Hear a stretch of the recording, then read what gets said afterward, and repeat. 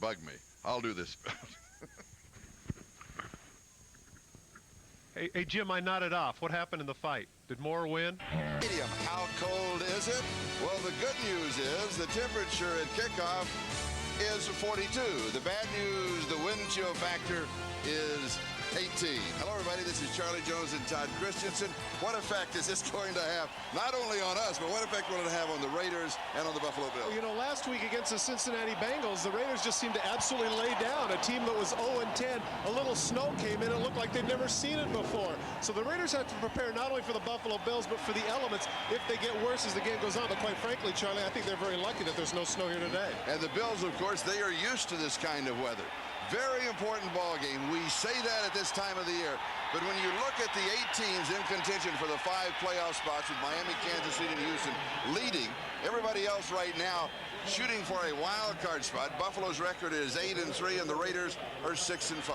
Yeah, the Raiders absolutely have to have this game today, because if they don't, it forces them into a position where they absolutely have to win their last 4 to make the hunt.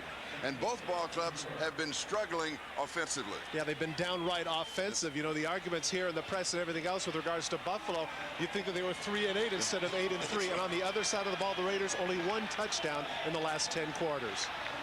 And here is Art Shell, the head coach of the Los Angeles Raiders. And Marv Levy is the head coach of the Buffalo Bills. We talked with Jim Kelly, the quarterback of Buffalo, and you talked in the pregame show about the bickering Bills. Well, you know, they have been bickering, but this is a ball club that can get away with it. Angers me at times when you watch film and see the reason you got sacked is because somebody decided it was their time to take a play off. That wasn't necessarily directed at his offensive lineman. Jim made the point. He says there are a lot of guys here. It's an 11-man game. Everybody has to contribute, and if one guy decides that he's not going to do it, then that ruins the whole play. The Raiders will be kicking off for Buffalo.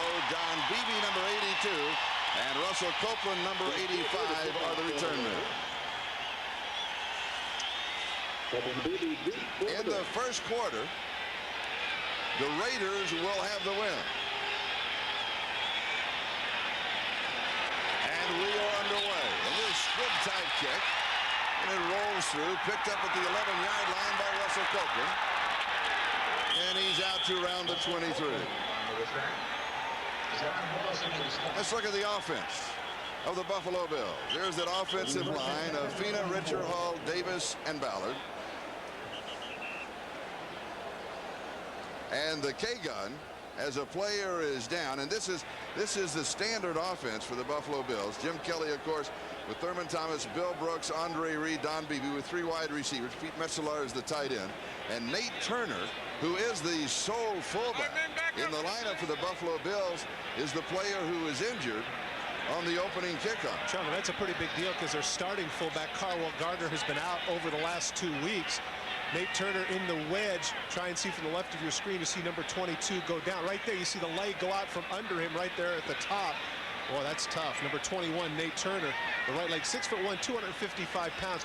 Very much impressed the Buffalo Bill brass in the preseason. A man, despite that girth, runs the 40 in 4.55. And you can see he's disconsolate. You saw that right knee bend in. Hopefully it's just a sprain.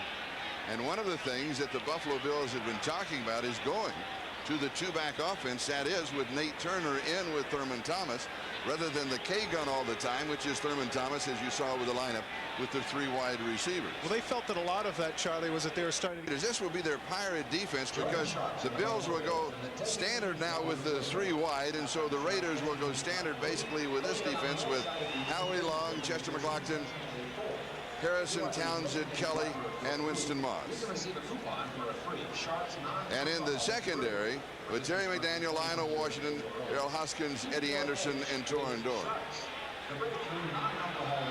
And there is Nate Turner. He was taken in the 6th round of the draft a year ago, being assisted from the field here.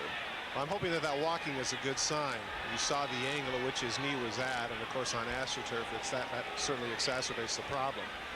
Now with Nate Turner out, they probably won't go to the fullback, but might go to the 2 tight end set or even the 3 wide set. Which is exactly what they're doing. They're going to the 2 tight end set with Pete Metzelaars and Robert Awal.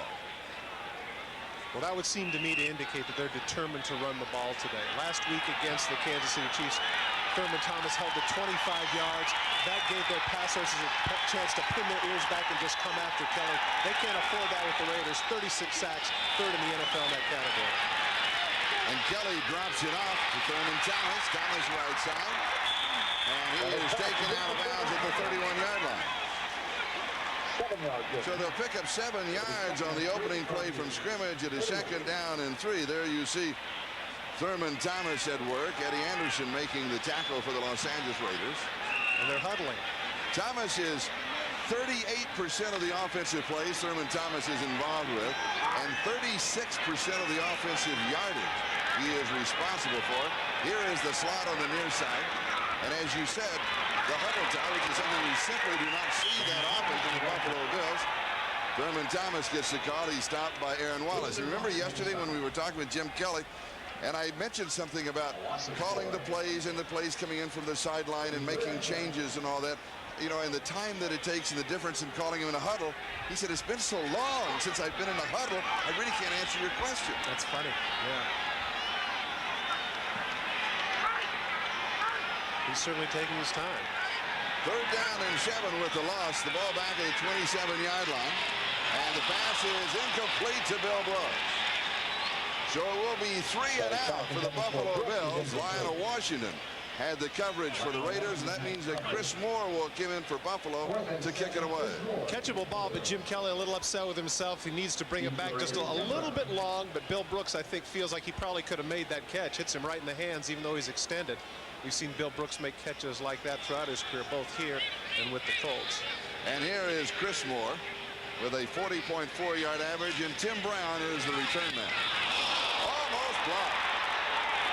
Fair catch is called for, and then is taken at the 33-yard line. 40 yards on the kick, no return. Penalty flag is down.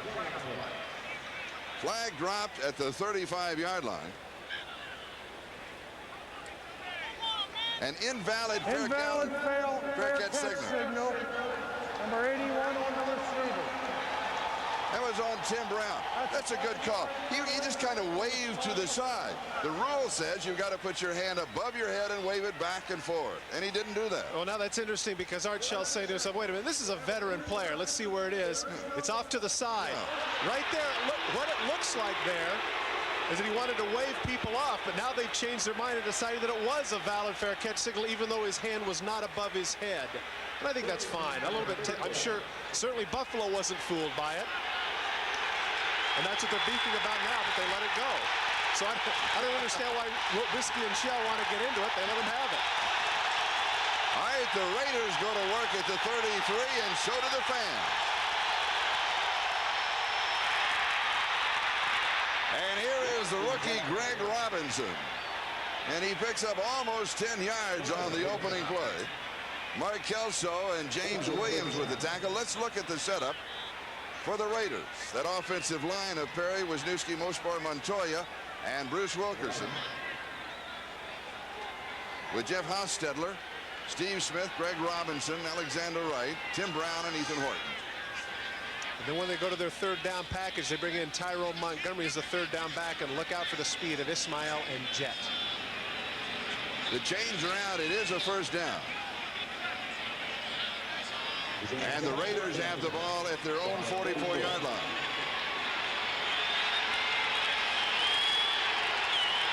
A very knowledgeable crowd here at Rich Stadium, trying to make it very difficult for Jeff Hostetler to call an audible at the line of scrimmage. And this is a stadium that holds the sound well. And the second back through is Robinson, and there's nothing there. Cornelius Bennett makes the tackle. Cornelius Bennett may have made the tackle, but Bruce Smith's the one that makes the play. Watch him come upfield here against Gerald Perry. just shucks him off to the side, takes him and Steve Smith, forcing him to cut back, and Bruce Smith is excited about that. Charlie, when we talked to Art Shell yesterday, he said that Bruce Smith had complained to him over the fact that they had been triple teaming him, and Art Shell's response was in effect, yeah, so? So? In fact, we have Art Shell's keys to success in the ball game. We have a Raider player who is shaken up, and the trainers have come out. Is that Wisniewski?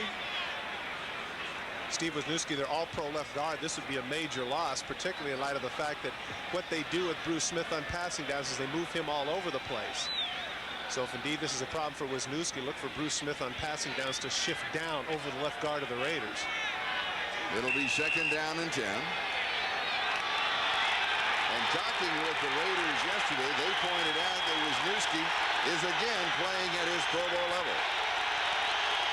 2nd down and 10, no score. 12.5 minutes left to go, first quarter. Hostetler to throw, pressure from the backside. He's going to scramble. Nice inside-out move, and heads for the sideline. Gogania has finally chased him out of bounds. Oh, Bruce Smith overran him.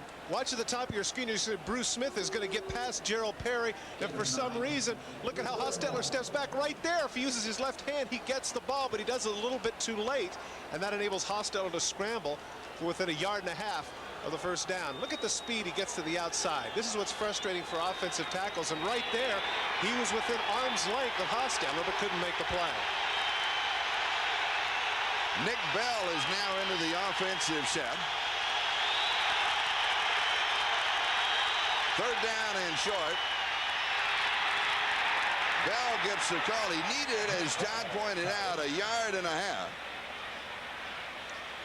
And Nick Bell, who's been bothered by a hamstring, a couple of ankle injuries, and shin splints, finally is healthy. You know, even though Charlie, that was clearly a running situation, I like that offense for the Raiders because the strength for them offensively are their 3 wideouts. And so when you get Jet, Ismail, Tim Brown, or Alexander Wright on the field as often as possible, that gives them the opportunity for more big plays. And with Bell back there, a 250-pounder, I think personally that could really open up their passing game. And it is a 1st down. Oh, that was close. The report on Nate Turner, an injured right knee. We do not know whether or not he can return. And Steve Wisniewski, he was hit in the head, and he'll stay out a couple of plays. So that means he should be okay. I was going to say, that's kind of redundant. That's hit in the head in football. What a surprise. Yeah. 1st down at the Buffalo 46-yard line. The Bills 3 and out. This is the first offensive thrust of the Raiders. Here is Steve Smith. That is only his 42nd carry from scrimmage this year. And Darryl Talley makes the tackle. Defensively for the Bills, their front 7 of Hanson, Wright, Smith, Bennett, Patton, Gurganius, and Darryl Talley, with Williams, Odoms, Jones, and Kelso in the secondary. And look when they go to the nickel package, the birthday boy, 23 years of age, the 1st-round pick of the Buffalo Bills, Thomas Smith. 2nd down and 10. Hostetler to throw. Has pressure up the middle, steps away from it, looks back, finds a man open over the middle, and the pass is complete. He goes to Steve Smith. We mentioned a moment ago his 42nd rush. That is his 15th reception. He picks up 18 yards on the play. We talked with him yesterday. He said rushing and receiving, that goes round and round. But for a fullback, blocking is always there. Well, in this case, making the catch is what happens. You can see right there, Darryl Talley falls off of him. He was covering him all over the field, and then at the last minute decided to come up in anticipation of Hostetler running the ball. Steve Smith makes the catch, but Hostetler's the one that made that play. And the 1st down at the 27-yard line.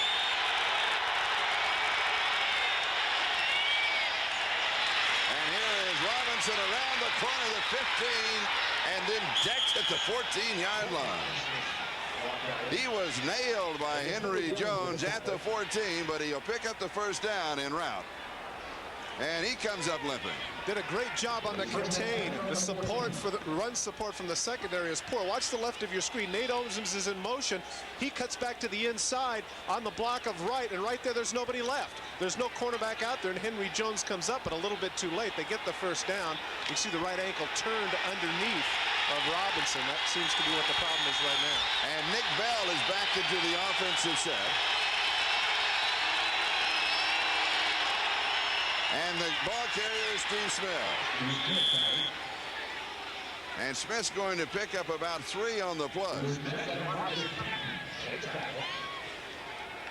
And there is Greg Robinson limping along the sideline. And now the update on Nate Turner with the injured right knee. He is out for the game, will not return. So mark the ball just outside the 10-yard line, and it is 2nd down and 6.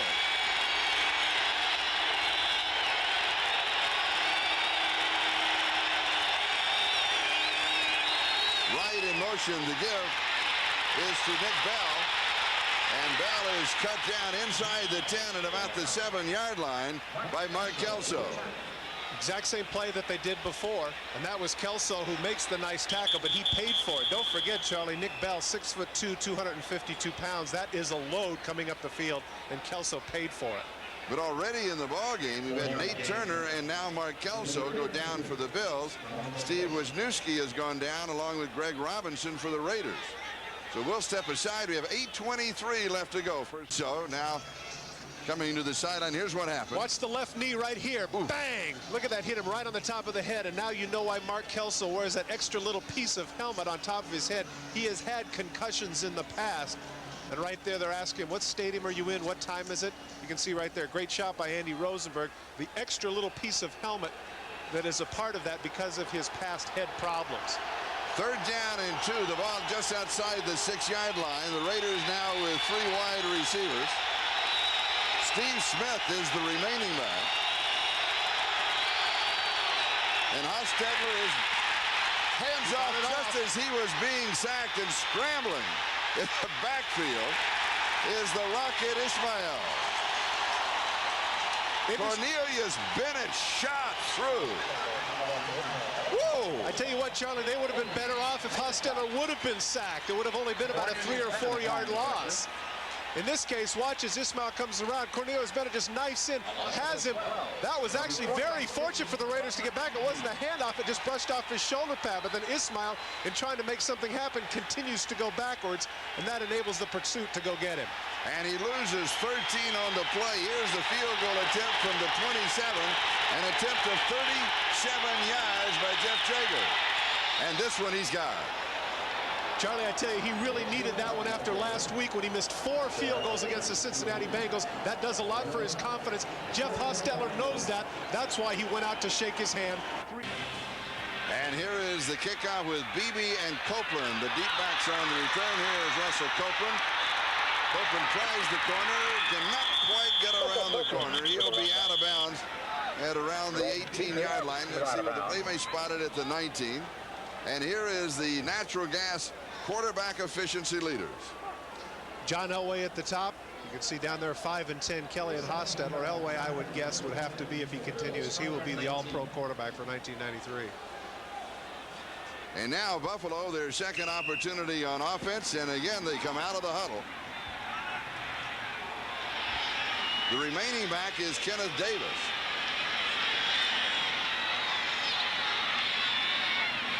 Kelly's pass is complete to Andre Reed. Andre Reed, the man who in the paper today was fined for his comments about the game plan and part of the problems that they've had. Off to a great start beginning of the season with 3 touchdowns, but since then has been relatively quiet. Simple little square out pattern. Moss comes over and makes the play on it. And it'll be 2nd down and 4 after the gain of 6.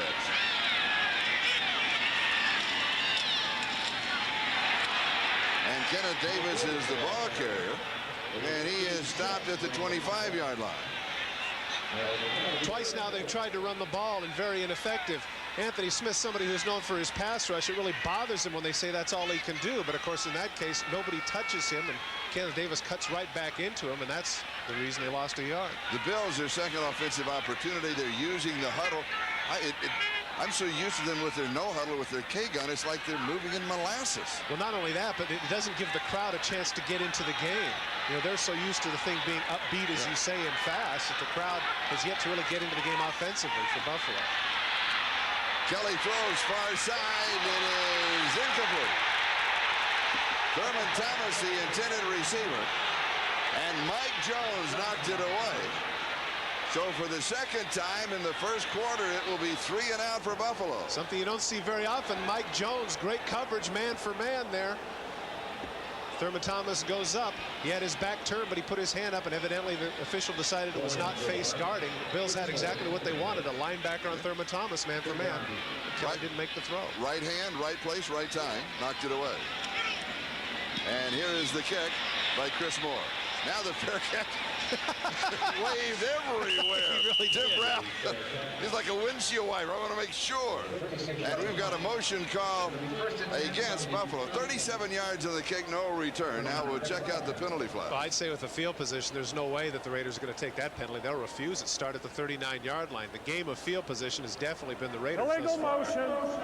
Number 88 of the kicking team. The penalty is declined.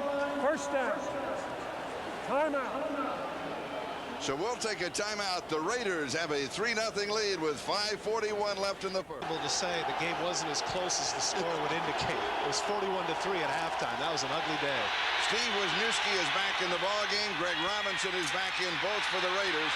Hostetler throws right side. Steve Smith down the sideline, shakes the tackle and goes out of bounds. Seems ironic that here we would be talking about Steve Smith and his blocking ability, and yesterday I asked him as to why he wasn't catching the ball more. Now, on 2 successive series, he has made big catches to keep drives going. He wants to go to James Jett here long, gets it to Smith, and Bennett takes a little bit too long here to get over. And Steve Smith, 245-pounder, runs right through the arm tackle and gets some extra yards for the Raiders. Bruce Smith coming inside, takes it in the face, then Wisniewski comes across and helps him out. Blocks him long after the play, and Smith doesn't appreciate it. And we have a flag. It is a first down at the Buffalo 42-yard line. See, it's the price of fame here with regards to Bruce Smith. He's somebody that gets double team week in and week out. I don't know why he gets upset about it, but that's the way it goes. Last week when we were in Seattle, we had Cortez Kennedy, and we talked to Wade Phillips. He says, what's a given? We're putting 2 guys on him. And that's the way it is with Bruce Smith. That's the way you have to do it. When we talked with Art Shells, he had his keys for today's game, and he had 4 of them. Run the ball 30 times, scored 20 more points, attack in the red zone, and triple team Bruce Smith. He was only half joking about that. With the penalty, it is first down and 15 at the Buffalo 47-yard line. Raiders lead it by a score of 3-0. And Hostetler to throw. He wants to set a screen and then come back. He's throwing this one away. He was out of time. Now for an update, let's go to New York City. Going back to Charlie and Todd. All right, thank you, Jim. Here with 5:07 left to go in the first. The Raiders lead Buffalo by a score of 3-0. Hostetler has completed 2 of 3 passes for 38 yards. Greg Robinson, with an injured right ankle, now back into the lineup, has 24 yards rushing in 3 carries. Second down and 15. And Hostetler back. Good protection. Pass is complete at the 37-yard line with the tight end Ethan Horton, and Nate Odoms and Keith Gogenius were right there, and they closed down on him immediately. And Bruce Smith is in a jawing contest with Steve Wisniewski. This is something that Wisniewski is about. You can see now he slaps hands with Gerald Perry. They're getting him irritated. They want to get Bruce Smith frustrated. There he gets bumped by the fullback, bumped by the tackle. Now the guard comes and knocks him down. Not only knocks him down, but then keeps him pinned. Hand on the face mask. And look at that, going for the goose, kicking him where he shouldn't be kicking him. I tell you what, it's going to be a battle today. Third down and 5.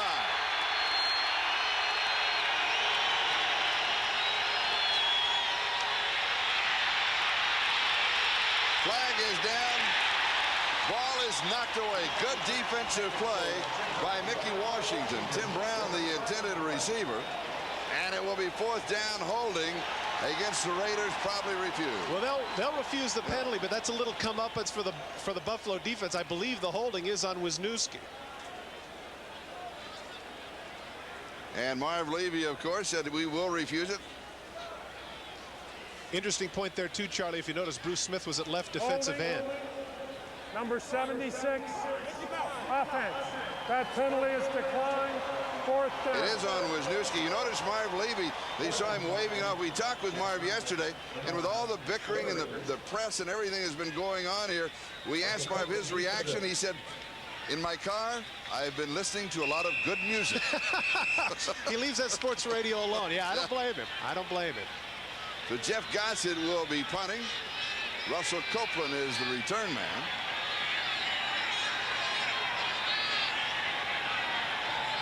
.401, that is the time remaining, first quarter. Raiders up 3-0.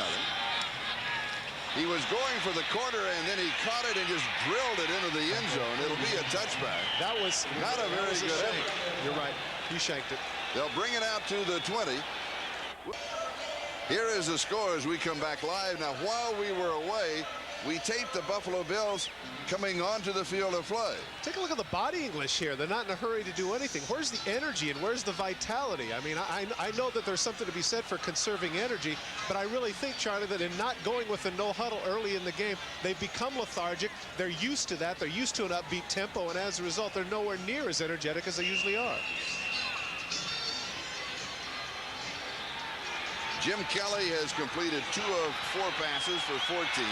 Thurman Thomas, 1 rush. He lost 4 yards. 3 and out, 3 and out. The Bills still looking for their first down. And here is Thurman Thomas, and Winston Moss makes the tackle. 6-yard gain. 7 and 4. Home field advantage has been a big deal for the Buffalo Bills. Take a look at the difference in points at Rich Stadium and away. More than twice as many points at home and close to 100 more yards here at Rich Stadium. That is a definite home field advantage, and one of the reasons, quite obviously, Charlie, why they want to win the games and get the home field advantage, because every time the playoffs had to go through Rich Stadium, they've been winners. And the 12th man, the fans here, have been an integral part of that. Winston Moss was shaken up on the play. If they don't get a first down this series, I'm gonna bet they go back to the no huddle. I mean, the thing is that, hey, let's not forget, they've gone to 3 Super Bowls with the no huddle. They're 8-3 with the no huddle. Why at this juncture of the season, regardless of what the players are complaining about, why would you change? 2nd down and 5, the ball at the 25-yard line. The Raiders are saying there was movement by the offensive line, in other words, a false start, and they would make contact. And he's going to go against the Raiders. Defense.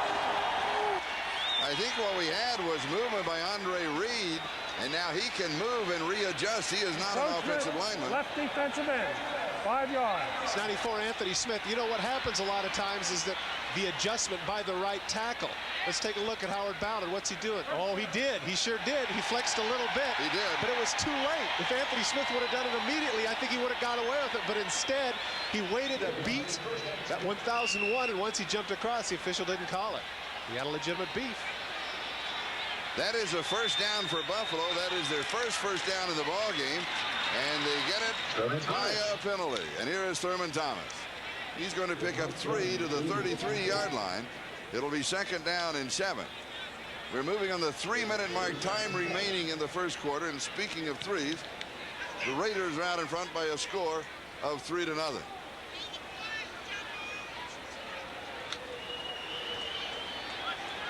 Thurman Thomas heading into the game needed 13 yards to surpass the 1,000-yard mark. We thought, well, he'll get that in the first series, but his first carry was a 4-yard loss, so he's not close just yet.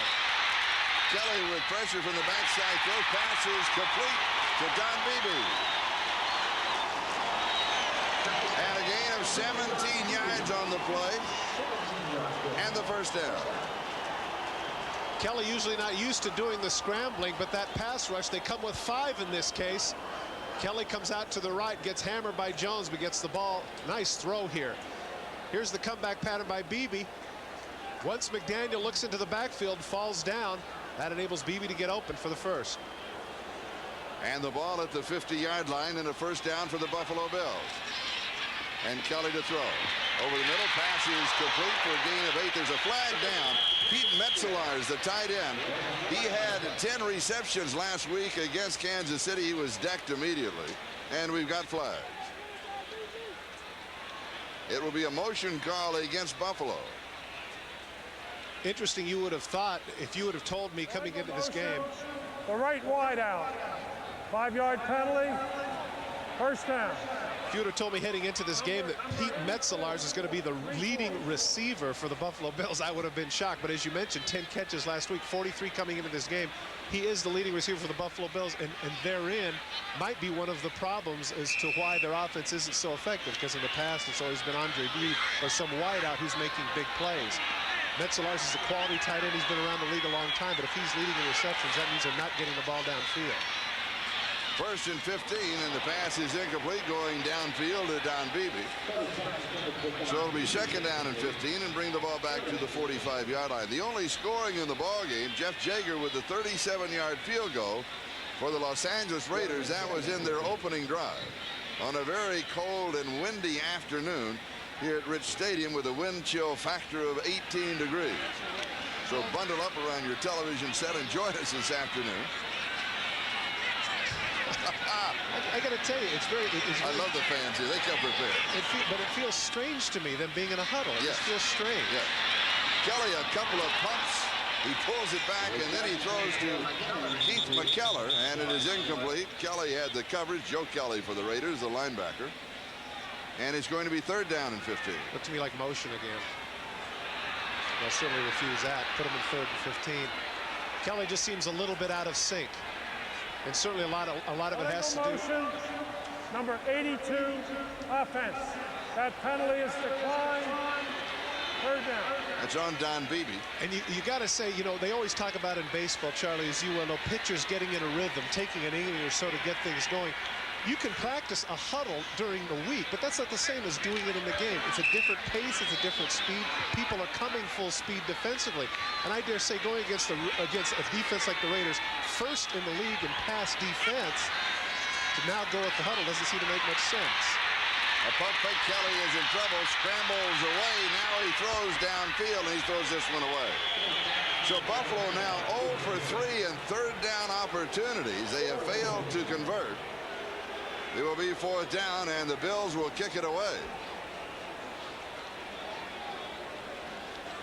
Marv's upset with the side judge, but what he should be upset with is this graphic that you just pointed out, 0 for 3 on third downs. Never thought that you'd think of the Buffalo Bills getting into an exchange of punts. So Chris Moore will be kicking to Tim Brown. We got to make it happen. Tim Brown is the only Raider in history who has scored a touchdown, rushing, receiving, punt returning, and kickoff returning. And this punt is going to go into the end zone for the touchback, and we'll bring it out to the 20-yard line, a punt of 55 yards. Let's go back in time. January the 27th, 1991, Super Bowl 25, Tampa Stadium. That's the last time that Jeff Hostetler faced the Bills, filling in for the injured Phil Simms. Hostetler completed 20 of 32 attempts, 222 yards, and this one touchdown. The Giants defeated the Bills 20-19.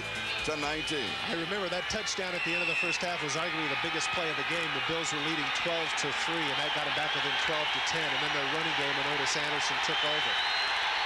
And Jeff is 3 for 5 in this ballgame. A right elbow injury to Andre Reed. He is out for the game. I'm not sure we'll have enough players to finish. Greg Robinson is decked by Cornelius Bennett.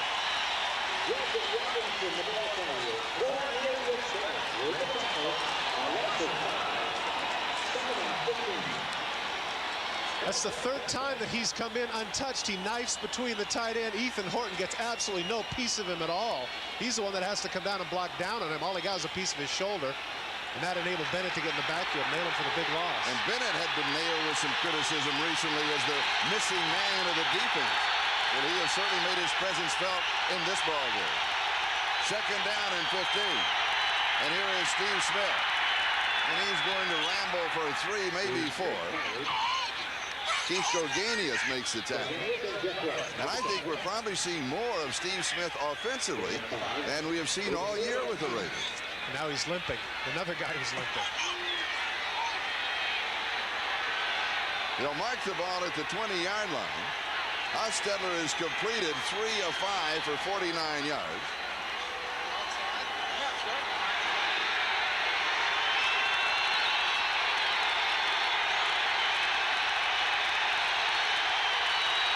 Third down and 10.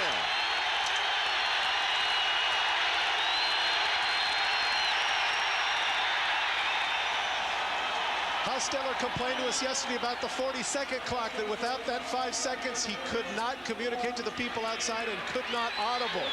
There, right there, he has to burn a timeout at his own 20-yard line. Third and 10, and you can tell by as he snapped his head back, he's frustrated. He says, I have time to see things, but I don't have time to make the adjustments to call them. I think we ought to go back. These are his quotes. We ought to go either to the 45-second or possibly going back to the old 30-second clock where they rewind it.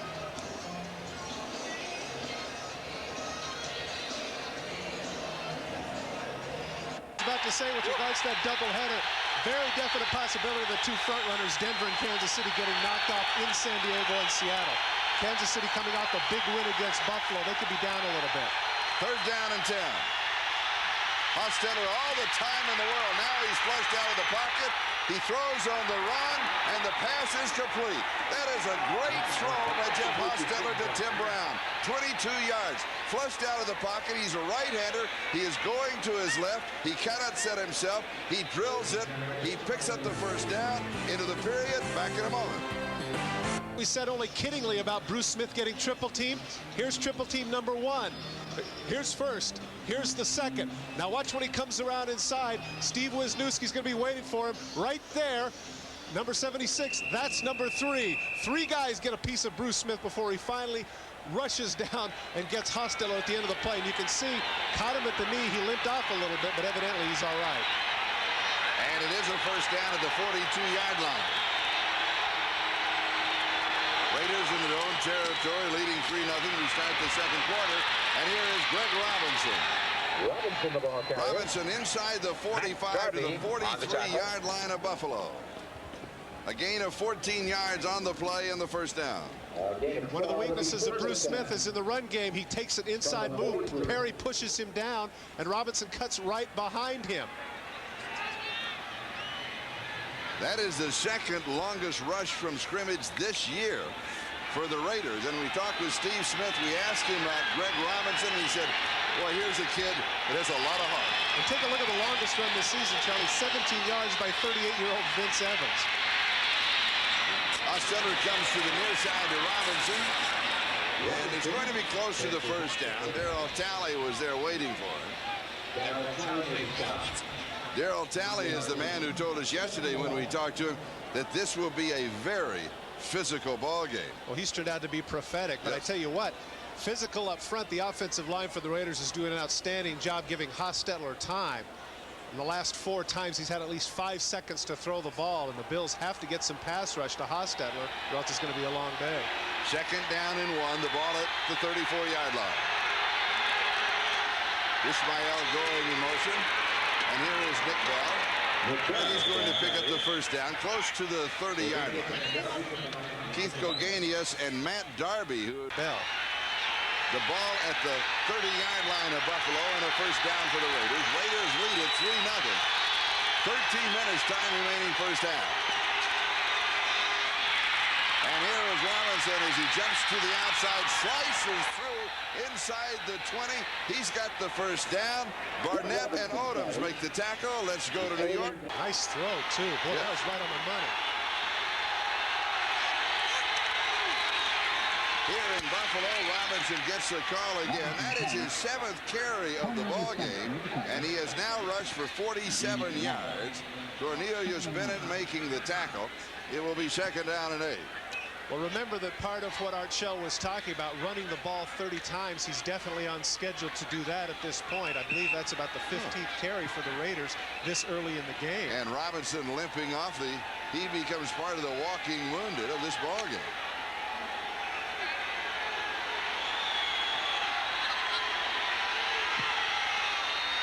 Randy Jordan, the rookie free agent from North Carolina, is into the offensive set for the Raiders. That's interesting. That must mean that Nick Bell's a little bit banged up too. Nick Bell has had a very difficult time staying healthy at all this year. Well, Bell is in the lineup with him, so it is Nick Bell and Randy Jordan as they go with a two-back set. So Jordan's a fullback.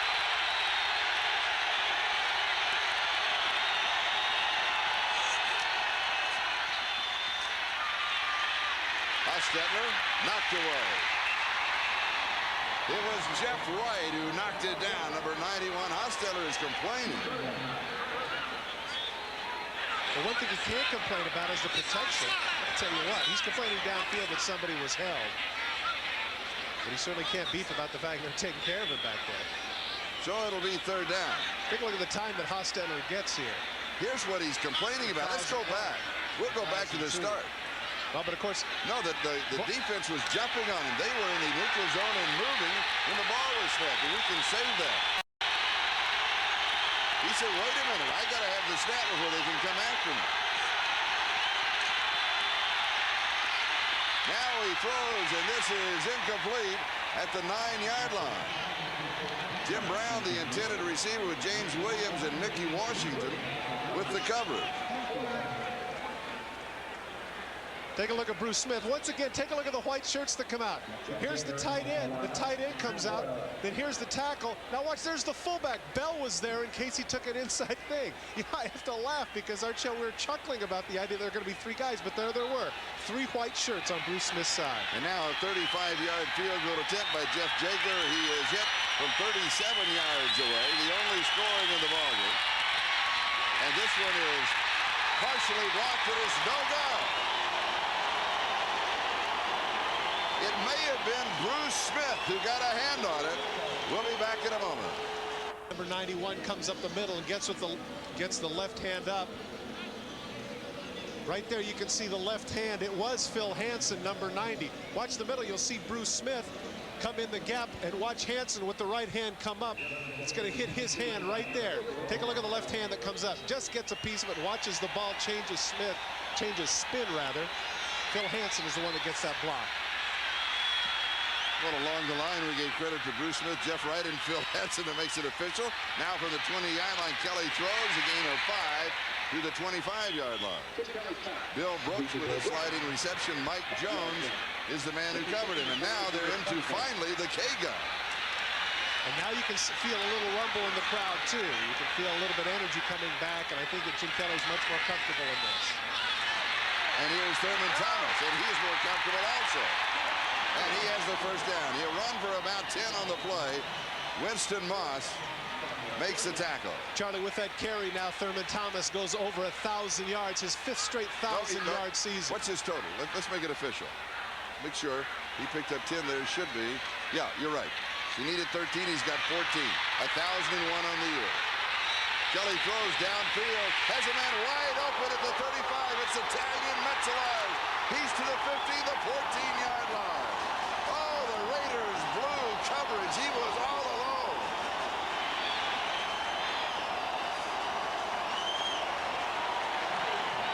When he starts to rush, and this is what happens with the no huddle, the defense gets a little discombobulated. I guess I owe Metzelars an apology because I talked about how we never caught any big passes, but that's a big one right there down to the 14-yard line. And you're right, Charlie, blown coverage on the part of the Raiders. And a gain of 51 yards on the play by the tight end.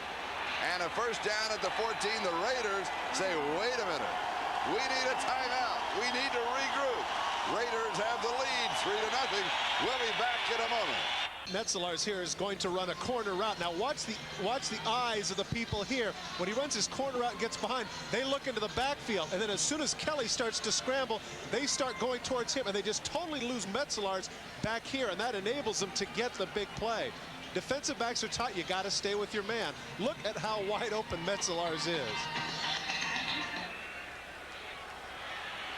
And a total of 51 yards on the play to the 14-yard line of the Raiders. And a first down for Buffalo. People forget he was an All-American basketball player at Wabash University. That was his first sport, which makes sense at 6'7", 250. And Kelly's throwing this one away. And they're going to call Greg Townsend for hitting him late.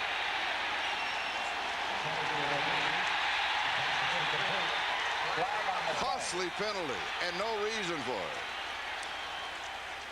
Well, when the quarterback throws the ball through the goalpost, clearly you know that he's just trying to get rid of the ball. Personal foul, roughing the passer, 93 defense. Take a look at the end of the play. The ball is long gone, and right there he hits him in the middle of the back. Clearly he could have held up, and that's unfortunate. Greg Townsend, Pro Bowl defensive end, over 100 career sacks. Not a good decision. There you can see the Raiders worst in the league at penalties, and that just follows suit right there. And so it will be first and goal at the 7-yard line as they split the distance. And here is Thurman Thomas to about the 3. Derek Hoskins with this far with the no-huddle offense. They try to huddle, and it just doesn't make any sense. Look at the strength. Look at that. And Thurman Thomas. And he is the dance partner that brung him here. And he scores the touchdown. An 80-yard drive in 6 plays. 5'10", 200 pounds. He's not just a scat back. He gets stopped right here. Take a look at the strength that he powers through. Eddie Anderson, number 33 for the Raiders, is a 500-pound bench presser. But he couldn't hold that stout one from Oklahoma State. I saw an interview with him one time. He said, who's the best running back in the NFL? And Thurman Thomas says, I'm not sure, but I do know he's from Oklahoma State. Either him or Barry.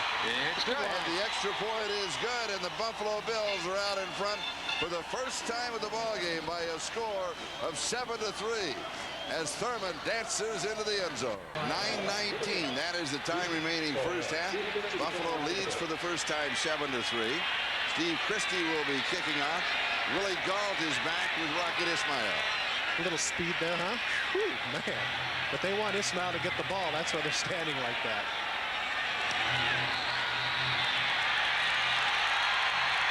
And he does get the ball, but he will down it in the end zone. They'll bring it out to the 20-yard line. Let's go back. Thurman Thomas, we mentioned. PD, another certain Hall of Famer, third all-time. Barry Sanders. How can you debate it in Thurman Thomas? He belongs in that group. 5 straight 100-yard seasons, over 1,000 yards rushing. Hostetler just dumps this one off out of the backfield of Nick Bell. And he chugs down the sideline. He's going to go out shy of the first down. It'll be second and short. Darryl Talley was there. Strange thing about this, Charlie, is the Raiders have really stopped themselves with some penalties and some bad drives, drop passes, and of course the last time with a blocked field goal. So even though they're down 7-3, they certainly can't be hanging their heads. They played some good football and really up to this point have dominated the Bills except for that last drive. Second down and about 1.5 yards to go for the first down. The Raiders trailing for the first time in the ballgame. And here's Nick Bell. Whoa. He needed that 1.5 yards and he got it. So he'll have the first down. Keith Gogenius had him for a loss, but Bell just ran right through him. That's the kind of running that anticipated when they drafted Bell in the second round a couple of years ago. Watch number 50, Gogenius. He's going to knife through the hole and get a head-up shot right there. Pow! But he just drops off the shoulder. Bell runs right through him and gets the first down.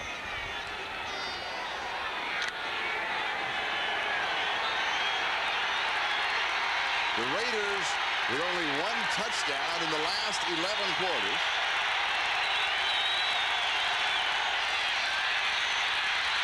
Hostetler with pressure. The pass is underthrown to Tim Brown. It is incomplete. He was nailed by Jeff Wright. We'll go to New York for an update. Ironic, Charlie, that here we were talking about Steve Smith making catches, a guy who hadn't been a vital part of the offense. Remember, Merrill Hodge was a great running back for them, 89, 90, 91. Now the blocking back for Foster. Ironic that he'd get a touchdown. And here is Robinson around the corner. Robinson, the ball carrier. Ronald Talley and Nate Odoms made the stop. And he is going to go out around the 38-yard line as Gerald Talley and Nate Odoms were there for the Buffalo Bills. Well, if Robinson can stay healthy, he's been having to come out in and out with limping. He's now over 50 yards rushing. He's having himself quite a first half. And it is 3rd down and 3. Hostetler has completed 6 of 11 for 90 yards. And the Raiders now go with their 3 wide receiver package.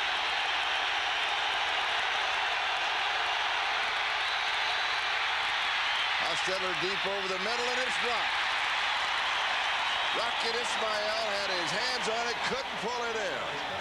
Give Nate Odoms credit, though, Charlie. He was right there. Nate Odoms leading the NFL in interceptions. He wanted this game. He told us, I don't care how fast they are. It's my turn to see how fast I am. Running stride for stride with Ismail. Look at him laying out. Just gets a little piece of the ball, and Ismail can't hold on. Great effort by number 37, who's a happy camper today as his alma mater, Wisconsin, is going to the Rose Bowl. And what did he say about when he was at Wisconsin? He said, we played a lot of homecoming. That's right. He said, we were everybody's homecoming team every year. That's right. And here is the kick. Copeland looks at it and goes out of bounds for the sideline. They'll mark it at the 20-yard line. We'll step aside for a moment. Buffalo out in front, 7. This is Charlie Jones, Todd Christensen. 7:15 left to go in the first half here at Rich Stadium. And Buffalo out in front of Los Angeles by a score of 7-3. Rocket Ismail right there. Yeah, Odoms did get a piece of it, but I think that he would say that was probably a catchable ball. And that has been a real problem for Hostetler in the offense over the last couple of weeks. As was mentioned, there are 17 drops and 2 losses. That's unconscionable. Thurman Thomas picks up 5. Howie Long makes the tackle. Spotted at the 25-yard line. It is 2nd down and 5. And the whole momentum changing offensively for Buffalo once that they went back to the no-huddle. Hit just after the release, and the pass is incomplete. It will be 3rd down and 5. Kelly now has completed 5 of 11 passes in the ball game for 87 yards. But on that touchdown drive, he was 2 for 2. Chester McLaughlin last week, 13 tackles and 2 sacks. All of the Raiders say that this is the next all-pro defensive tackle. He is really starting to assert himself here late in the season. First-round pick out of Clemson last season. Raiders are offsides. It's a free down. Here's a sack, but it will still cost Los Angeles 5. It may have been Howie Long that was into the neutral zone when the ball was snapped. It is, and Howie Long walking around the 33-yard line, not very happy with himself. And, of course, Anthony Smith isn't very happy with Howie either, because that would have given him his 13th and NFL leading sack.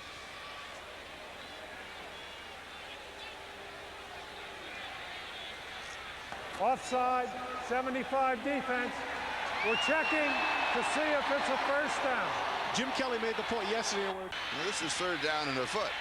Very makeable.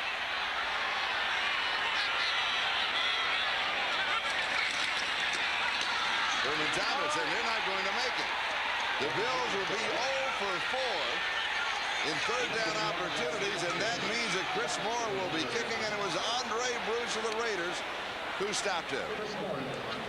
Took him a while to get the play going, and it seemed very predictable. That would have been an ideal time. Look at that. It's an 11-man front. Coming off tackle and knifing in there to help make the play is Patrick Bates, number 29, their first-round pick safety out of Texas A&M, who Gunther Cunningham, the defensive coordinator, told us is going to be a great one. And Chris Moore will be kicking to Tim Brown. Pretty good kick. The nose comes over. Fair catch is called for and taken at the 28-yard line.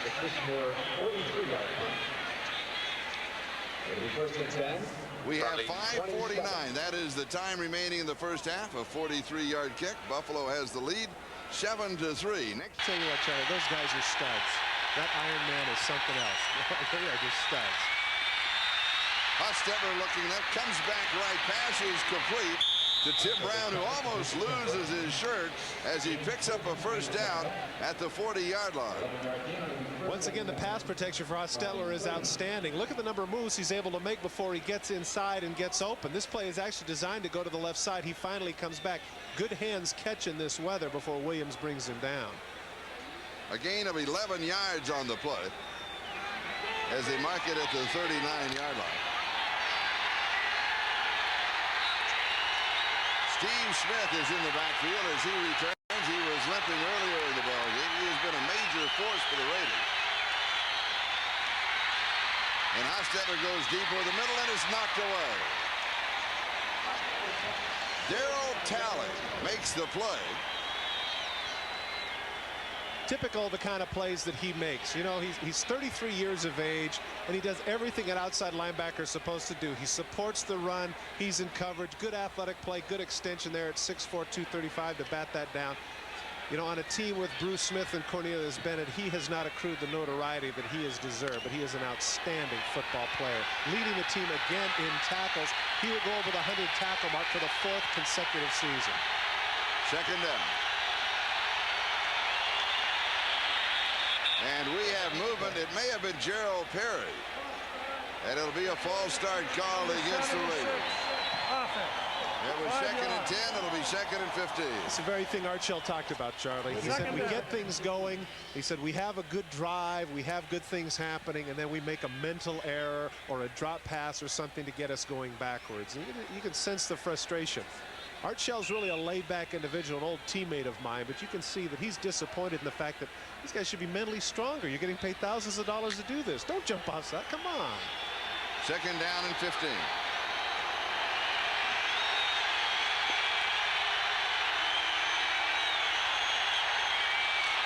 We've got flags again. Hostetler, a wobbly pass far side.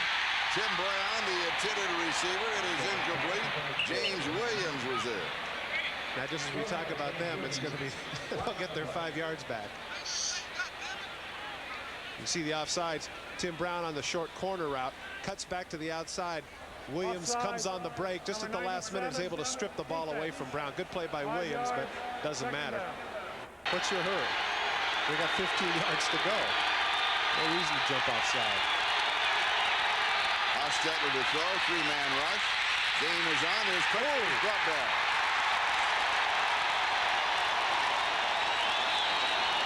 Jeff White and Cornelius Bennett team up on the sack. And that is the first sack today. And again, the protection is not that bad. Take a look. They decide to single up Bruce Smith. Gerald Perry does an excellent job. Wright comes back to the outside off of Mosbar, has his leg trap, and fortunately for Hostetler, his right foot came up, because if that would have been planted when Cornelius Bennett hit him, he would have been out. 3rd down and 16.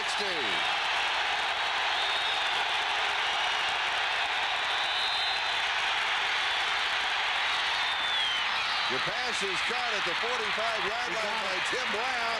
He takes the circle route and he picks up the first down.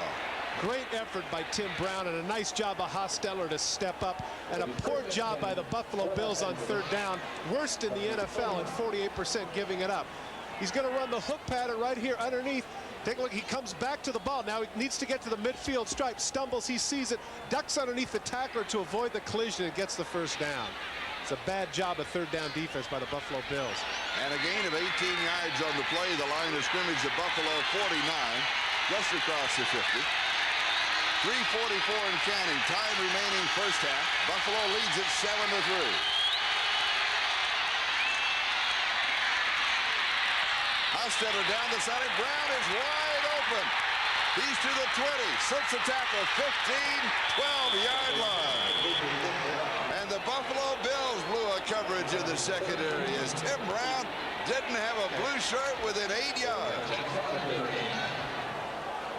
Well, Tim Brown comes to the outside. It's an out and up. Odoms points to him and says, "You got him," and Williams goes out to the flat, and he didn't. And as a result of looking in the backfield, Brown is able to sneak from behind and make the catch, breaking 2 tackles before Odoms falls on top of him. You're right, Charlie. That was a blown coverage on the part of the Bills. And a gain of 38 yards for the Raiders.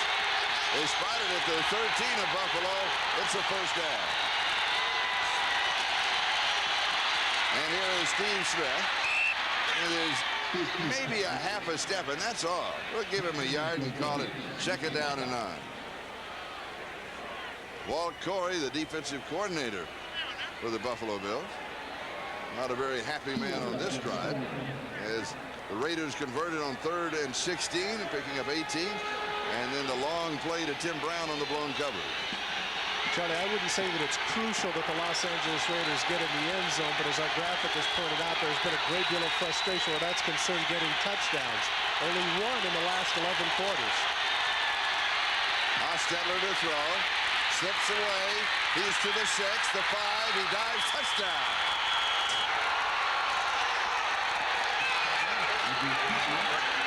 Hostetler scores from 11 yards away officially. And the first touchdown of the ball game for the Raiders. And the long quarter of touchdown drought is over. Nearly 3 games, and Hostetler's the man that does it. But give credit to his offensive line. Look at the time that he has, and watch how strong Hostetler is. He gets out of the grasp right there of Jeff Wright, cuts to the outside. Good block downfield by Ethan Horton that springs him, and he slides into the end zone. Hostetler, known for his mobility, something that Raider quarterbacks have not had in the past, and there it was certainly beneficial. Jager to attempt a point after, and it is good. And the Raiders are back in front of the Buffalo Bills. The margin is 3. It's Los Angeles 10 and Buffalo 7 with 2:05 left to go in the second quarter. And now the Raiders will be kicking off with Don Beebe and Russell Copeland, the deep backs on the return.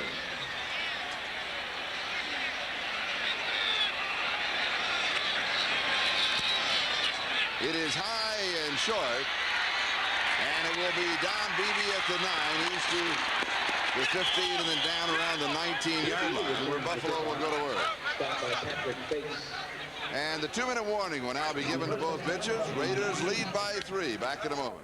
Key play of the last drive was the hook pattern by Tim Brown on 3rd and 16. Going to settle down right at midfield. He comes up with the catch. Here it's going to come down here and hook up, and then he's going to make the run to midfield, and that's going to enable them to get the first down. And that was the key play of the last drive. Watch as Hostetler was able to set up, drill the ball downfield to him, comes back to the ball, gets across midfield. Buffalo Bills, as we mentioned, worst in the National Football League on preventing third downs. That was the key play of the last drive. Buffalo now with 1:57. That is the time remaining in the first half. They start from their own 19-yard line. Here's the screen to Thurman Thomas, and he will go out of bounds to stop the clock. Score on the Pittsburgh-New England game. Pittsburgh has scored with 10 seconds to go in the first half and has now moved down in front of New England by a score of 17-14. So as a reminder, be sure to be with us at halftime for the Domino Pizza NFL Live halftime report, and we'll give you more on that information right after this play. As Kelly with an audible, and he is running now from the shotgun with 4 wide receivers in the set. And this one is over the middle to Bill Brooks. And Brooks is close to the first down. What they're trying to do now, Charlie, is that they're putting Thurman Thomas out at the flank and forcing the Raiders to cover a man-for-man with Mike Jones, who is an excellent cover linebacker, but that could be a mismatch here down the stretch. And now an official for 5th season. Third down, about a foot to go. The Bills on third down, 0 for 4. Pass is complete. This is their first third down conversion of the ball game. They will mark it at the 35-yard line. As Dan Land wrestles Russell Copeland to the ground. Surprised they didn't use their timeout there because it took so long. Inevitably, when you hold the guy up and push him around, that costs some seconds, and that happened at about 1:25. Now the clock is down to 1:06 and running. Kelly goes deep. A flag is down. Has a receiver behind the secondary. Don Beebe. If it holds up, there was a flag.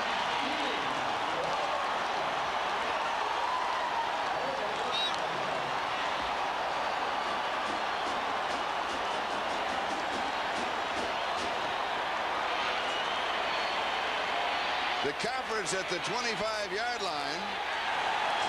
Illegal contact. Number 99 defense. Penalty of decline. Touchdown. A 65-yard touchdown pass to Don Beebe, the fastest receiver of the Buffalo Bills. One of the problems of the no-huddle that they've had this year, they said, is that they have not had the deep speed to stretch it. Don Beebe is their fastest receiver, a 4.38 40 guy, but the thing is he has not been able to stay healthy. They isolate him on Dan Land, normally not one of their starting quarterbacks, and they come up a winner. Steve Christie to attempt the extra point.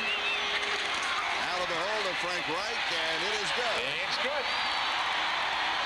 And the Buffalo Bills have now moved on top of the Los Angeles Raiders by a score of 14-10. We still have 58 seconds left in the first half. Dan Land, the man who is in coverage, clearly is not very happy about what transpired here, but it's simply an up route.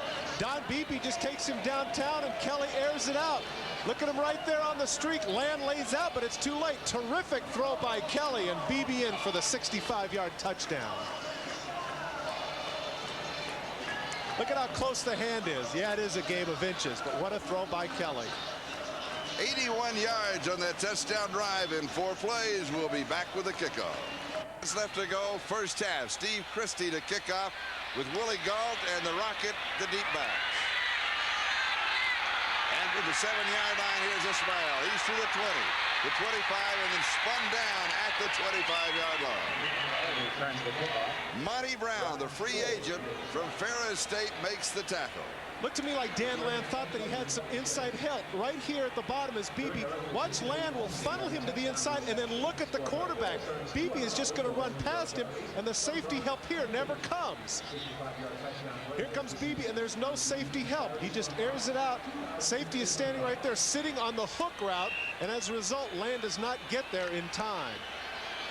Kelly has completed 9 of 15, 167 yards, and the touchdown.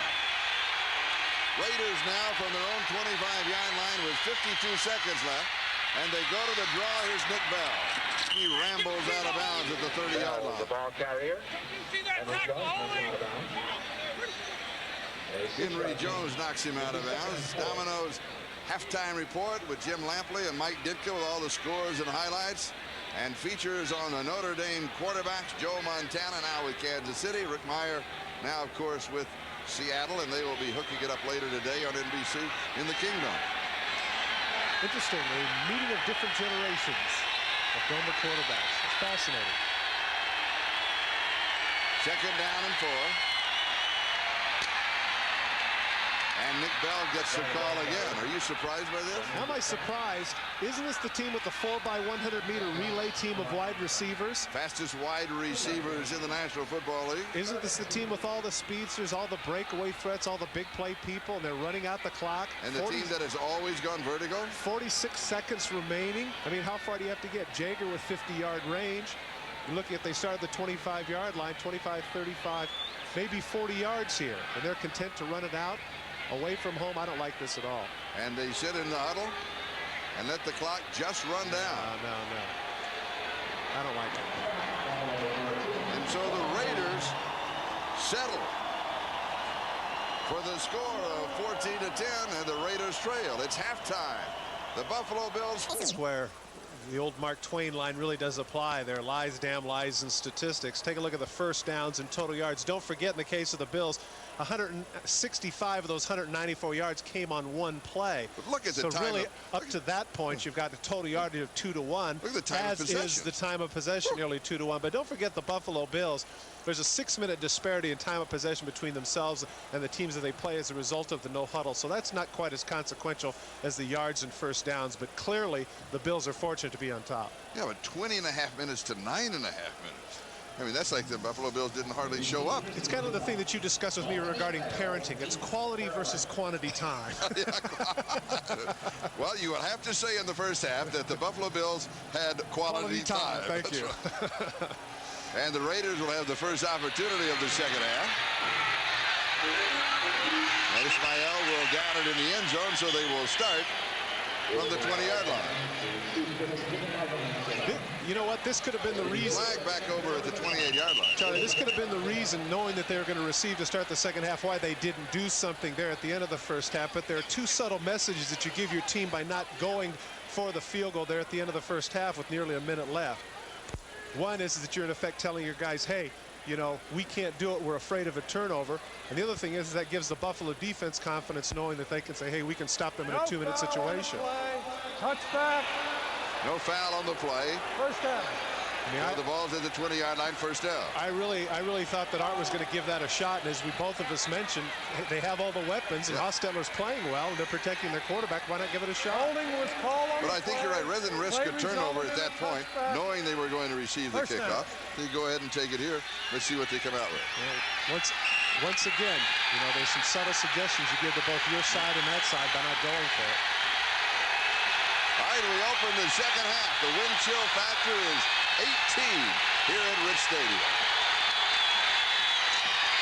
And here's Greg Robinson around the left side. He turns the corner. A scramble for the football. They're going to mark the play down at the 24-yard line. As you know, the ground cannot cause a fumble, nor can artificial surface. Points by half by the Raiders. The second half has not been terribly good for them. You can see that first half they outscore their opponents by nearly 50. In the second half, it's been the reverse. They have struggled in the second half, particularly in the third quarter. They've only scored 20 points in the third quarter all season. And another player is down. Is it Greg Robinson who is down again? He was injured in the first half, had an injured right ankle, then came back into the ballgame. I put in Philadelphia tried it a similar way. It's like the Aztec just reached up and grabbed me. Nobody touched him. Velcro. Yeah. He grabs the hole. Hopefully he'll be okay. Second down and 6.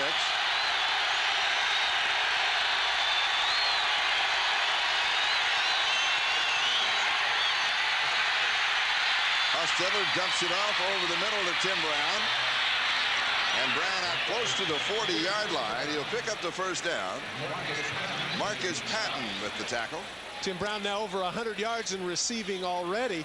He gets lost underneath in the crossing pattern. They go into a zone. Look at how deep the linebackers backpedal. Tim Brown catches the ball. And look at the gap. There's about a 10-yard gap between himself and Patton. Makes the little 360 move and gets the additional yardage. He picks up 16. Round 5 receptions, 106 yards.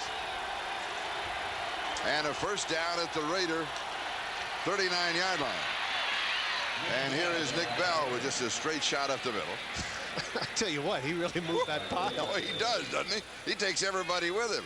He says, come on, we're going to the 45, join me. He picks up 6. It'll be second down and 4. Jeff Wright, Marcus Patton, and Phil Hansen finally weigh him down at the 45.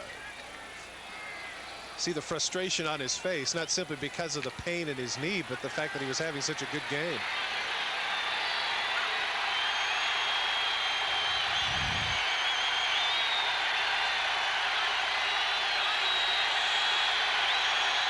Hostetler with an audible at the line of scrimmage. Smith leads the way as the blocker, and Nick Bell is the ball carrier, and Darryl Talley makes the tackle. When we talked with Darryl Talley yesterday, he said something, I thought it was very good. He said, remember, this is a game that is played by men, but we act like we're boys on Sunday afternoon.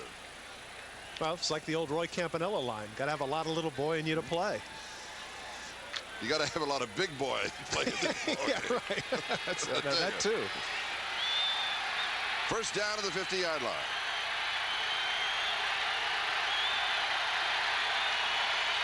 Hostetler to throw on first down. Has the pressure. He goes deep, and it is incomplete. James Jett, the intended receiver. And it'll be second down. Nate Odoms again in on the coverage. Good job by number 37, forcing him to throw that ball outside. He knew he had inside help from the safety. Forces Jett to the inside, and Hostetler saw that there was no way to throw it.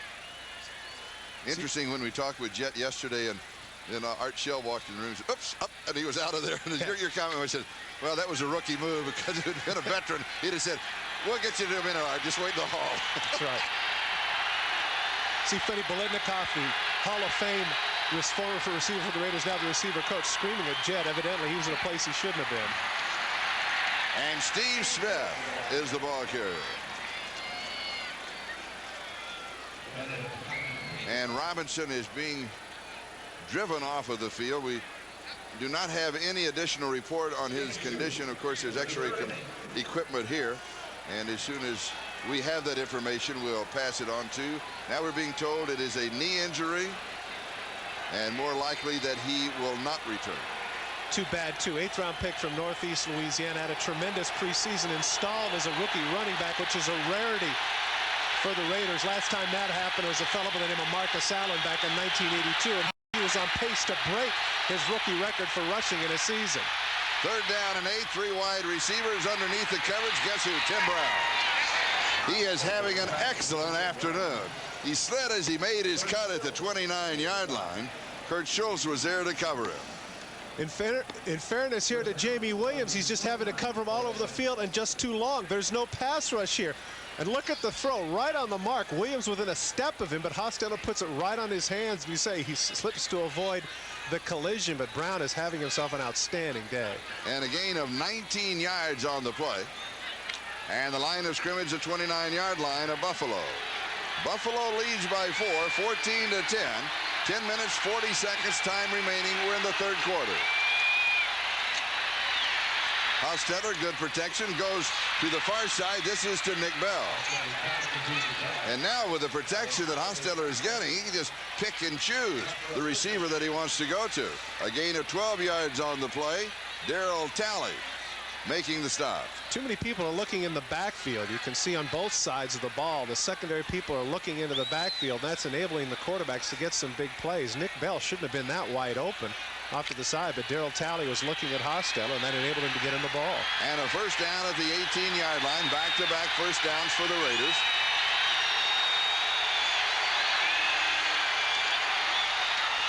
And here is Bell, slips a couple of tackles, and finally is stopped at around the 13-yard line by Cornelius Bennett and Marcus Patton. And it will be 2nd down.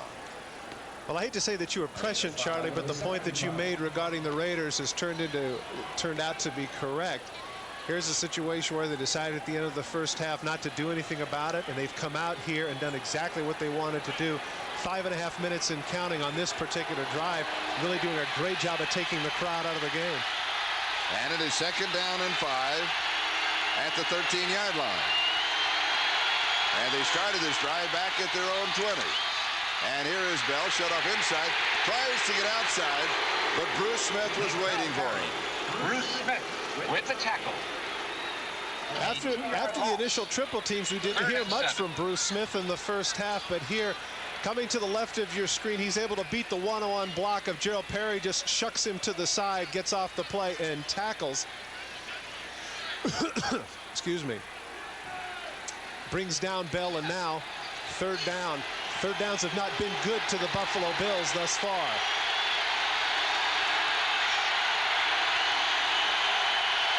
Third and 7.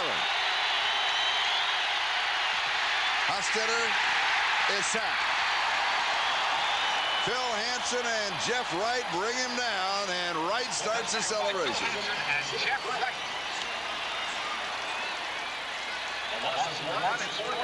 Well, clearly this drive didn't end the way the Raiders wanted to, but they've taken a lot of time off the clock. Hostetler steps up. It breaks down. Both Wright and Hansen in on the sack. But the Raiders have to be happy with the way they're running the ball, and clearly by the end of the game they're going to have those 30 carries that Art Shell talked about.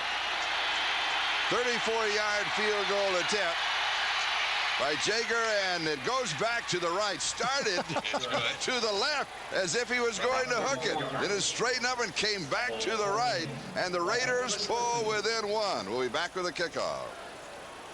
Touchdown drive of 6 minutes and 46 seconds. That was the time. The total time of possession now is almost 3-1. The Raiders have had the ball 27 minutes, and the Bills have had it only 9.5 minutes. And here is Russell Copeland on the return. And he is going to get only to the 17-yard line. You know, it is cold today, wind chill factor 18. Well, on January the 1st, it's going to be warm around the country. And NBC's bowl coverage will start with the Fiesta Bowl on January the 1st in Tempe, Miami, and Arizona. It can get a little cold in Dallas on January 1st, but the Cotton Bowl will heat it up. Notre Dame and Texas A&M, and then on to the Orange Bowl. That will decide the national champion, Nebraska or Florida State. All on NBC, the bowl lineup on January the 1st. Kelly throws over the middle, passes complete to Beebe.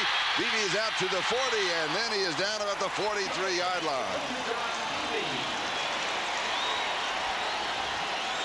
Similar situation before. He just jogs, he cuts underneath.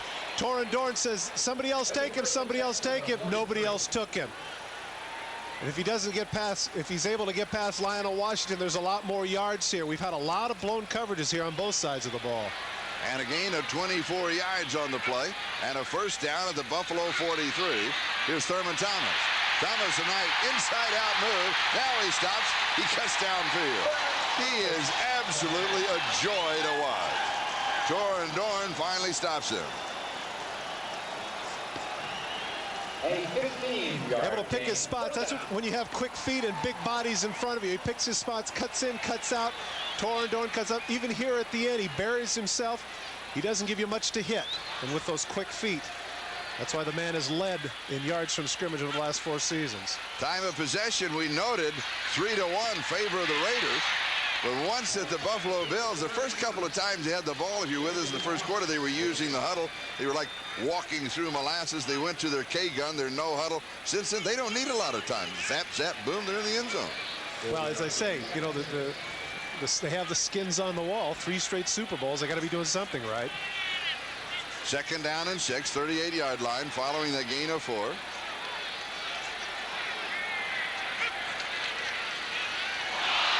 A fumble on the exchange, and then Jim Kelly recovers it. Now, you might notice Kelly, as he was making the signals to the wide receivers, when they have that set with 3 wide receivers, he is calling the plays. They're not coming from the sideline. If you have 2 running backs in, then the plays are coming in from the sideline. But that particular set, he's calling the plays.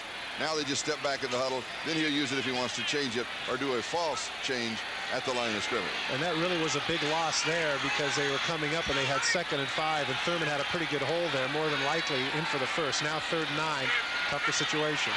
And they've converted only 1 third down opportunity out of 5. Flag is down. They have the first down here if the play stands up. 19-yard line is the rookie Russell Copeland, but don't forget there was a flag back at the line of scrimmage. Here at the left defensive end, I believe that was Greg Townsend jumped off sides, and they'll let that go. A gain of 22 yards on the play. Number 56, defense. Penalty is declined. Andre Bruce, the play stand. Andre Bruce, former first-round pick in the NFL draft in 1987 by the Atlanta Falcons, comes in periodically to rush the passer. A little too anxious there. And a first down at the 19-yard line.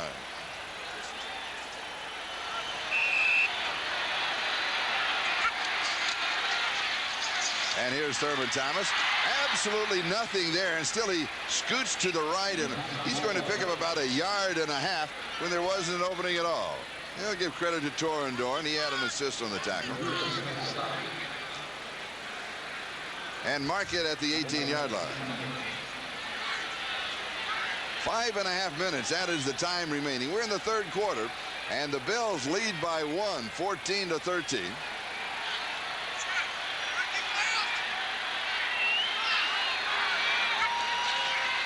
Kelly to throw. As pressure from the backside goes to the end zone, and it is incomplete. Russell Copeland trying to reach out and pull it in with one hand, and Chester McLaughlin was right on the shoulders of Jim Kelly. Inside, it's the old post corner move. Looks like he's going to the post, cuts back to the outside. That's where the safety help is. Throw, just as you say, a little bit long. Kelly tries to aim it in there, but just a little bit too far. Kelly now 12 of 19, 218 yards in the touchdown. The Bills have scored twice. The Raiders with a touchdown and a pair of field goals.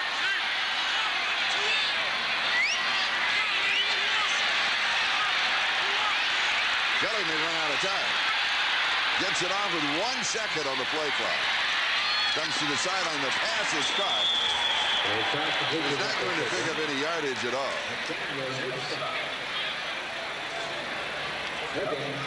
And so Steve Christie will come in with a field goal attempt. Christie has hit 13 of 18. And look at that long one, 59 yards. That was in this stadium against Miami. This will be from the 26, an attempt of 36 yards.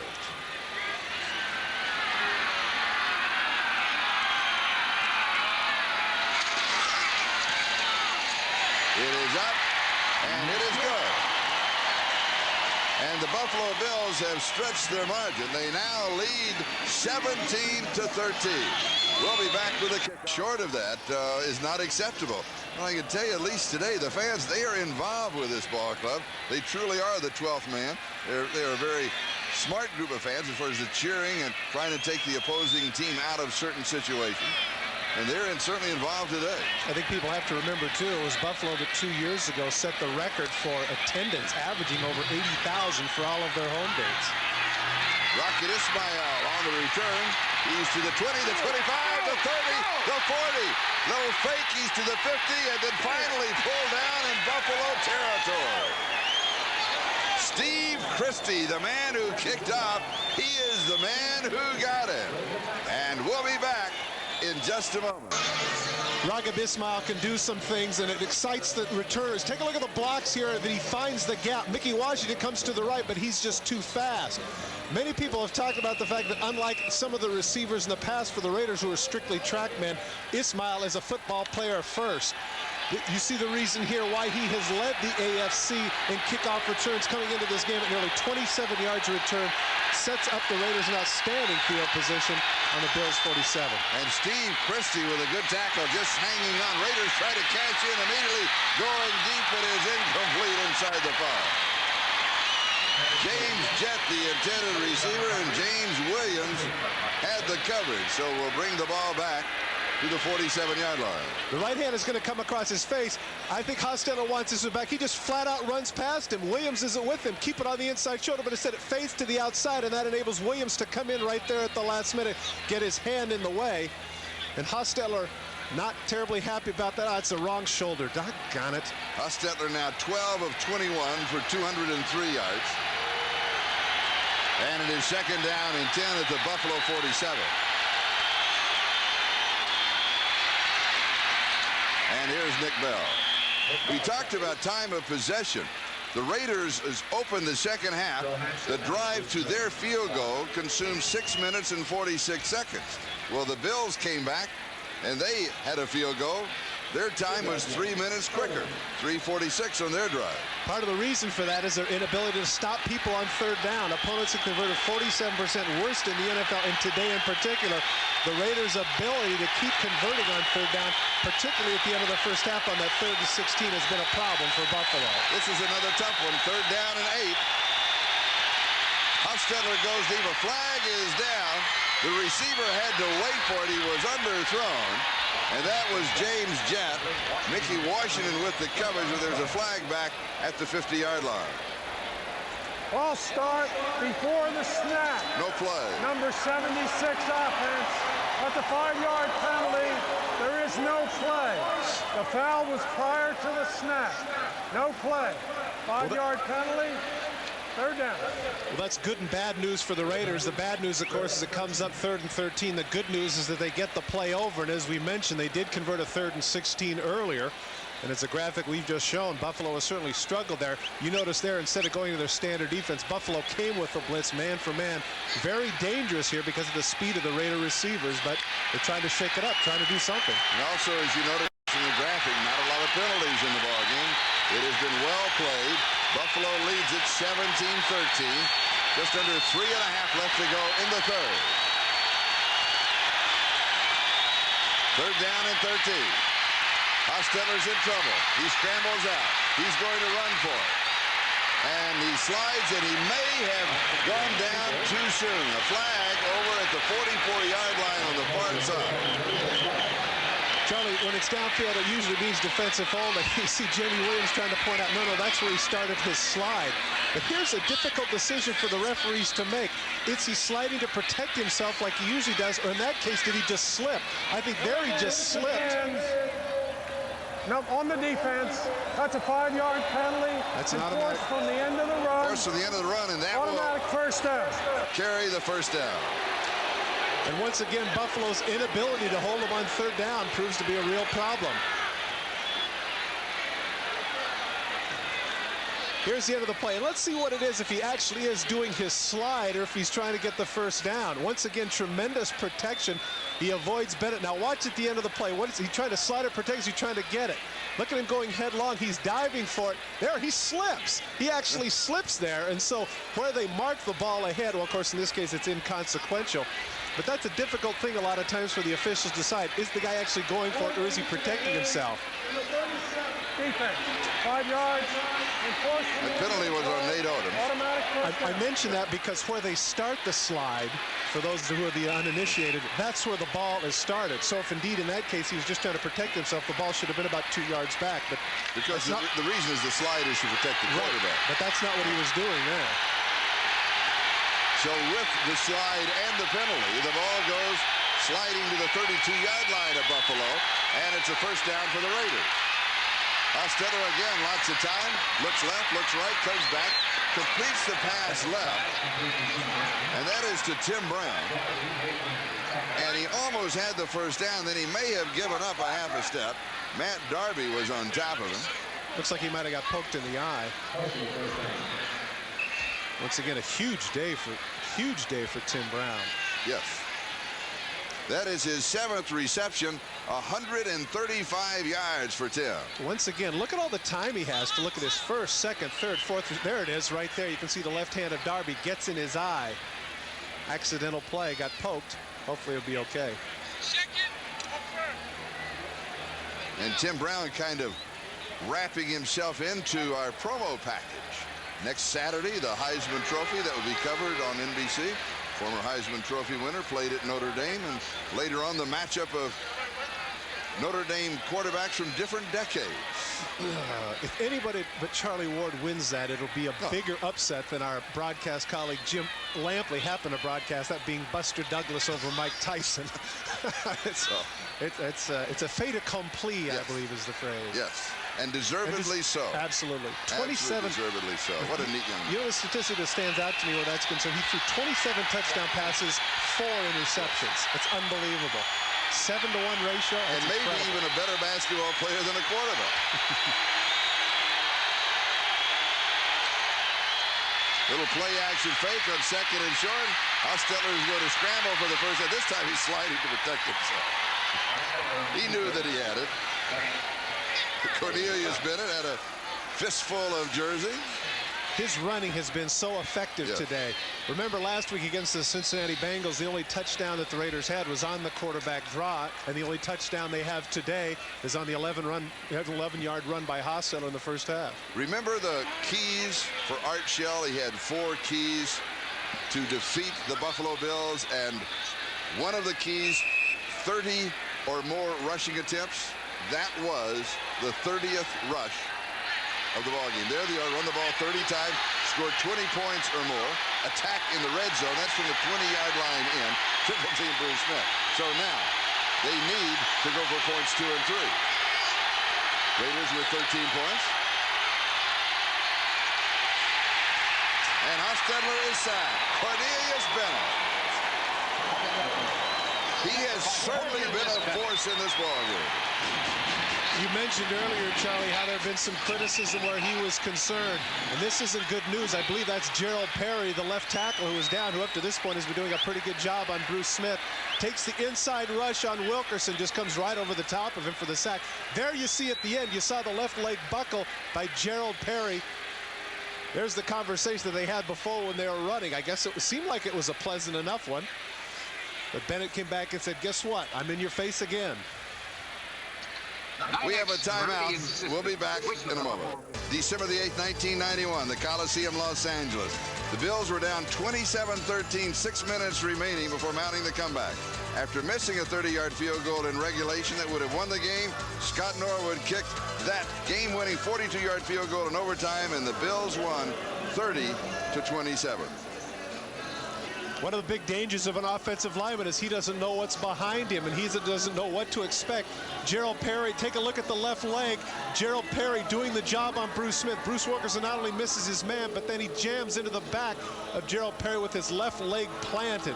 No way he could know what was going to happen there, and that's disconsolate. Gee, that's tough.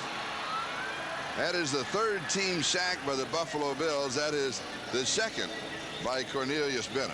How many times in this game have we had people either carried off or we had to have timeouts for injuries? I mean, Darryl Talley was prophetic when he said this is going to be a physical football game. And I don't think Darryl even thought it would be this physical. This must be 8 or 9 times that we've had an injury timeout to be administered. It could be 10. Gerald Perry has done an excellent job for the Los Angeles Raiders at the left tackle spot, originally with the Denver Broncos, and last year with the Los Angeles Rams, signed as a free agent to do exactly what it is he is doing, dealing with people, dealing with the great speed rushers there in the AFC West, people like Leslie O'Neal and Derek Thomas, and today one of the greats, Bruce Smith. Now, Rich Stevens will replace him. Will they have to give him additional help? Will they have to give Rich more help? How much more help can they give than they've been doing up to this point? Well, put 4 on him rather than 3. Look for the tight end Ethan Horton to stay in a lot. Second down and 17. Over the middle, pass is complete. Guess who? Tim Brown. Pass complete to Tim Brown. It has been a Tim Brown afternoon for the Raiders. You can see a little bit of swelling there in the right eye. He just settles down, called a squat route. He comes in the cross and then sits down right in the middle of the zone. Hostetler finds him, and again, the zones of Buffalo Bills, too many gaps in them, and here we are again, third down. And his 8th reception, and Tim Brown 145 yards. A comparison, BB 106 yards and the touchdown. They have been the 2 most efficient receivers in the ballgame. Third down and 5, 8-yard line. Pressure from the backside. Pressure is overrun. This is thrown. Touchdown. Knocked away. Wow. Oh, all alone, wide open. Hostetler just trying to shot put it as he was hit into the end zone to James Jett, and he was nailed immediately by Matt Darby and Nate Odoms. You know what I like about this, Charlie? 2 great plays on the same play. Look at Hostetler avoid the rush. Smith almost gets him. Cuts up. He's going to be sacked here. Look, right on top of him. He gets the ball away. Jett has a sure touchdown, right? Wrong. Look at Nate Odoms come in and knock the ball away. 2 great plays. First by Hostetler and then by Odoms. Wow. 15-yard line field goal attempt at 25 yards. It is good. And Jeff Jager has hit his 3rd field goal of the afternoon from 37, 34, and now 25 yards away. And once again, the Raiders pull within 1 of the Buffalo Bills. Next Saturday, take a break from your Christmas shopping for a full day of action from NBC Sports. Boomer Esiason. Watch what happens here as he's able to escape the rush. He comes up here. He's going to be sacked. He just throws it up in the air. Jett, sure touchdown, and Odoms comes off of his man to come over and make the play. That's an all-pro play by Nate Odoms, who I would guess is probably going to be on a lot of all-pro teams this year. And also an all-pro play by Hostetler, because he saw him just out of the corner of his eye and just kind of pushed it over there and almost pulled it off. Look at Hostetler. 10 hurries, 2 knockdowns, 3 sacks, 2 deflections.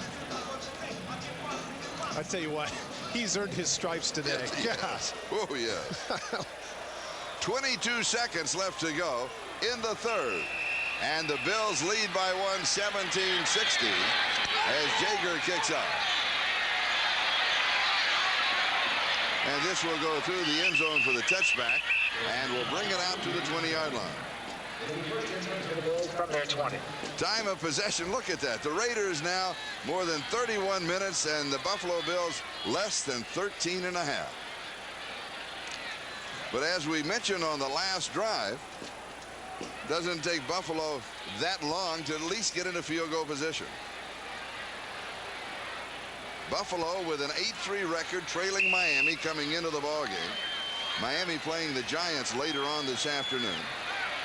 And the Raiders, their record is 6-5, and they're trying to hang on for the possibility of a wild card spot. Passes over the middle, and it is complete. Pete Metzeler is the tight end. Winston Moss with the tackle. A gain of 8 yards on the play, and that should take us to the end of the 3rd quarter. After 3, with a 1-point advantage over the Raiders, and they have the football. 2nd down and 2 at the 28. And Thurman Thomas is, he should pick up the first down. Now, at the top of the telecast, we talked about the teams in contention. Miami, Buffalo, Kansas City as you look down. Miami plays later. Buffalo in this ball game. Kansas City, Denver playing later. Houston right now is losing. The Jets are tied. Pittsburgh, they're having a battle from New England. And the Raiders, they're really scrambling. They've got to get this ball game to stay in contention for the possibility of a wild card spot. First down at the 30-yard line. Kelly just kind of steps aside, pump fake, and then he runs out of time. He's going to scramble forward to the 31 or the 32-yard line, and tempers are starting to flare just a bit. This has become a heated rivalry between the Bills and the Raiders, two very physical ball clubs. And we've had a chance to point out the rivalry that has taken place through the flashbacks. They haven't met all that many times over the years. But in regular season, they have met 28 times. 14 and 14. They're that even. And the double reverse to Bill Brooks. Brooks around the corner. Brooks to the 40. Has the first down. Out to the 47-yard line. Eddie Anderson finally brought him down. A gain of 15 on the play, the first down. Good call here, shaking it up, and looks like a typical sweep to Thomas. Gets it back to Brooks. Take a look at the block there by Kent Hull on Anthony Smith. Just lays him out. Brooks cuts up the field for the big first down. Good call there by whether it was Schaffner, Bresnahan, or Kelly. Good shot. And here is Thurman Thomas to the 50-yard line. He picks up 3, and it will be second down and 7 as Chester McLaughlin makes the stop. I mentioned that triumvirate because of the fact that there's such argument. We documented that fairly well at the top of the show over the fact that which one is actually calling the plays and which one should. So I wanted to give credit where credit was due, and I didn't know, so I guessed. Well, Jim Kelly, if it's successful, he'll say I did it. This pass is complete to Bill Brooks, and he is dropped immediately as Joe Kelly, no relation to Jim, makes the tackle. Safe play over the middle. Gets the ball to Brooks, but he pays the price. Joe Kelly, who's been playing some excellent middle linebacker for the Raiders, their top tackler, puts him right in his tracks. Third down and 2 with the 3 wide receivers set and 1 running back. That means that Jim Kelly is calling the play. 3-step drop. Pass is complete. First down. Don Beebe backs out of bounds. No, they said he didn't get out of it. So the clock continues to move. A 10-yard gain. But he has the first down. Torin Doran was there. Crowd to wrap him up immediately. Take a look at the end of the play. This is what the crowd's excited about, whether or not he got hit out of bounds. He turned Doran around. Actually, a pretty good catch right there. He holds him up. Wasn't that much of a hit. Nah. Come on. Don't be begging for that. It's a collision game. Relax. 35-yard line, first down. Buffalo 17, Raiders 16.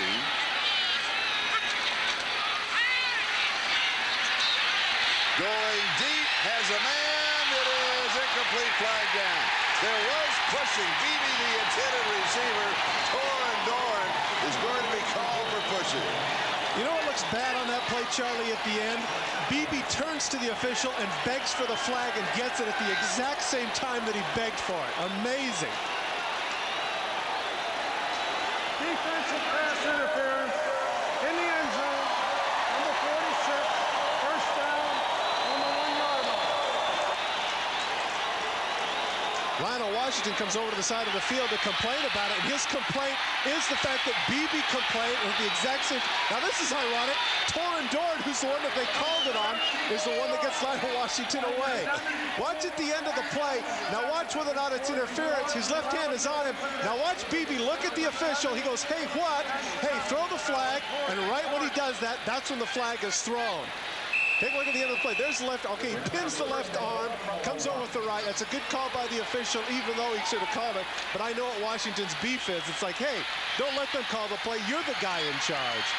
So with the penalty, the ball spotted at the 1-yard line, and it's first down and goal to go. Thurman Thomas races to the corner, steps in with a touchdown. Conserving his energy.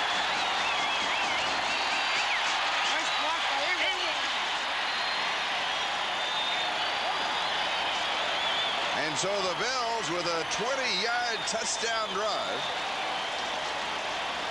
capped by Thurman Thomas as he scores from a yard out, his second touchdown of the ballgame. Good block by reserve tight end Rob Awalt right there at the end. He gets down on Joe Kelly's leg, and that enables Thomas to go in untouched for his second touchdown of the day. And here is the extra point, and it is good.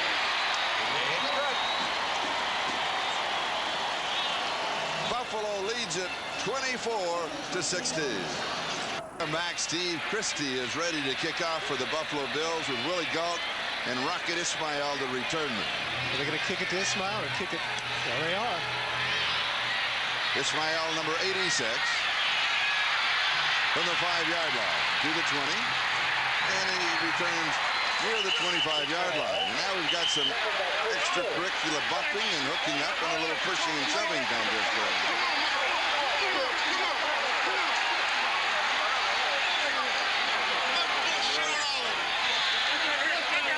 Key play of the last drive for the Buffalo Bills clearly was that interference call on Torrin Dorn. Coming right at you is going to be Don Beebe. Key player, obviously, for the Bills today. 65-yard touchdown, and now a big play. Kelly puts it right on the money, but watch his left arm is pinned by Dorn right there. He can't pick up the left arm. That means he can't catch it.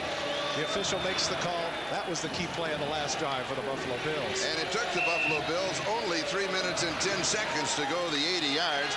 So time of possession, well, the Bills have had the ball 16 and a half minutes. The Raiders have had it more than 31 minutes.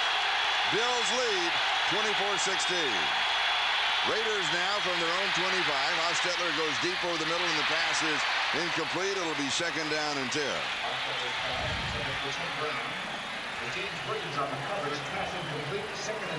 Timmy Brown, 8 catches now coming in. Cuts across the middle, still in their zone defense. Right there. Thought he was going to come a little bit more on the hook route. Overthrew him. Hostetler has completed 14 of 25 for 224 yards. But it was interesting what he said when we were talking yesterday about his father-in-law. Yeah, his father-in-law, head coach at West Virginia, feels as if coaching nowadays he's a babysitter for 18 to 21-year-olds. Jefferson, I don't think I'd like that. But let's not forget, those 18 to 21-year-old babysittees are 11-0. That's right. Going deep, double coverage, and it is incomplete. James Jett, the intended receiver, with Mark Darby and Nate Odom. The deep coverage for the Buffalo Bills. And let's not forget that Matt Darby has done an outstanding job replacing Mark Kelso. Mark Kelso, the starting free safety, went out earlier in the game with a concussion. Odom knows he has inside help, turns and runs with James Jett. Here comes Darby into the picture right at the last minute, cutting off the path of James Jett. Good coverage there by the Buffalo Bills, who need a third down stop here, something they haven't been able to do up to this point. And it is third down and 10. And they're running out of time again, Charlie.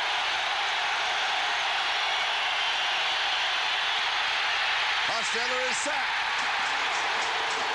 That is the 4th sack for the Buffalo Bills. Bruce Smith got it. And notice what they did with Bruce Smith this time, Charlie. They brought him to the other side. Bruce Smith is going to come on the run from the other side. He's going to attack.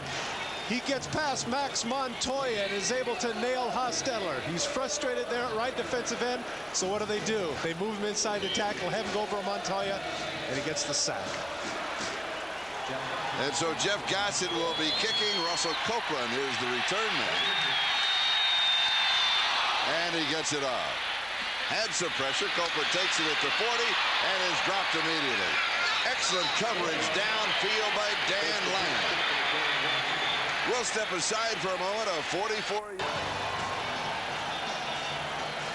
There's Bruce Smith with his sack. A couple of Smiths here in the Smith sack race. Anthony Smith leading the NFL coming into this game with 12. Bruce Smith now at 10.5. But look at the career numbers for Bruce Smith, a mere child at 30 years of age. He might yet catch up to Reggie White. Buffalo's ball at their own 40-yard line. And here's Thurman Thomas. Chester McLaughlin makes the tackle. Jim Kelly has completed 16 of 23, 240 yards through the air. He's thrown for a touchdown. Don Beebe with 4 receptions, 115 yards, and the touchdown. Kind of a semi-huddle. Second down and 10.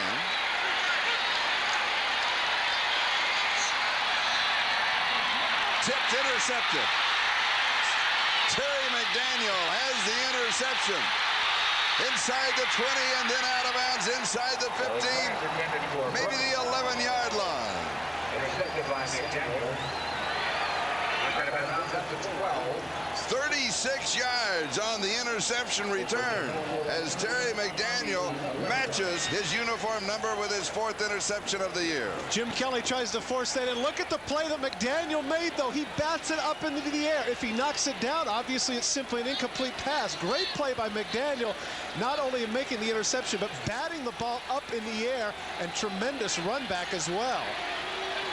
They'll spot it at the 11-yard line. First turnover of the ball game. Rookie James Trapp pretty excited about it. Big turnover for the Raiders. First down Raiders, and here comes the fans.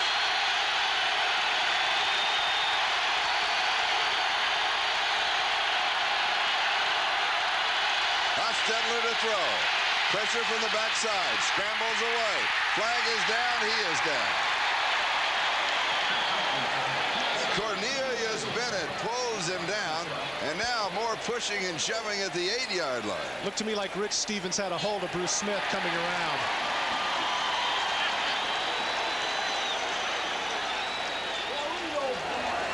Holding number 77, offense. That's on Rich Stevens, the left tackle, the man who has replaced Gerald Perry. Perry out with the injury. Here comes Bruce Smith over Rich Stevens, gets a good break, cuts off. Now let's see at the end of the play. There he is, comes after him. He just pushes him down. No. That's a bad call. Bad call on the part of the official, and the side judge is the one that threw it. There you saw the yellow flag come in. It looks to him from that angle like he pulled him down, but in fact he pushed him. Very legal play by Stevens, and I can understand his frustration. And it'll be first down and 20. Raiders now have been penalized 75 yards. That is the 8th flag that has been accepted. Been a problem. I was going to say a problem for them this year, Charlie. Most penalized team in the National Football League. First and 20, 21-yard line. And now we have flags in action prior to the snap. Ball start before the snap. 76 offense. It's on Steve Wisniewski. First down. So mental errors now have cost the Raiders 15 yards. And Art Shell can't believe it. Look at the twitch there, right there. He rocks forward. And the thing that Jeff Wright does, which is smart, is as soon as he rocks, he jumps off. As opposed to, remember, earlier in the game, when Anthony Smith saw the rock, he waited a beat, then did it, and they didn't call him. It's first and 25.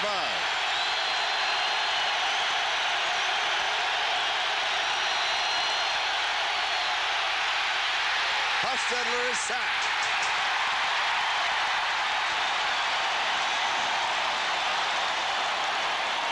Phil Hansen gets a sack. That is the 5th in the ball game for Buffalo. Jeff Wright was the one that instigated it coming up the middle. He forced him. Take a look at 91 in the middle. He's going to make the move on Wisniewski with the arm under, then gets Stevens. Watch his left arm right there. He knocks him off balance, and that's when Hansen gets a piece of him and knocks him down as well. Hansen and Wright are going to share that one, I would guess. Second down and 30. Remember, a moment ago, it's first and 10 at the 11, and second and 30 at the 31. Tim Brown in motion.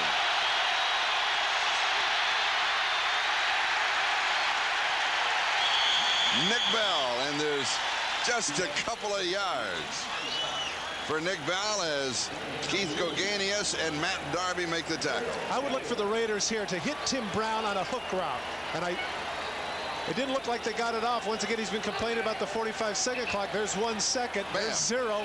No, he didn't get it off, but he got away with one. Look for them here to look for Tim Brown on the hook route because, as you mentioned here, 3rd and 28 or 29, they want to get in better field goal position because this is a 46-yard kick. Nobody can say after today, as you saw those numbers on Hostetler, that he's not a tough guy. 3rd down and 28. Hostetler scrambles. Throws incomplete.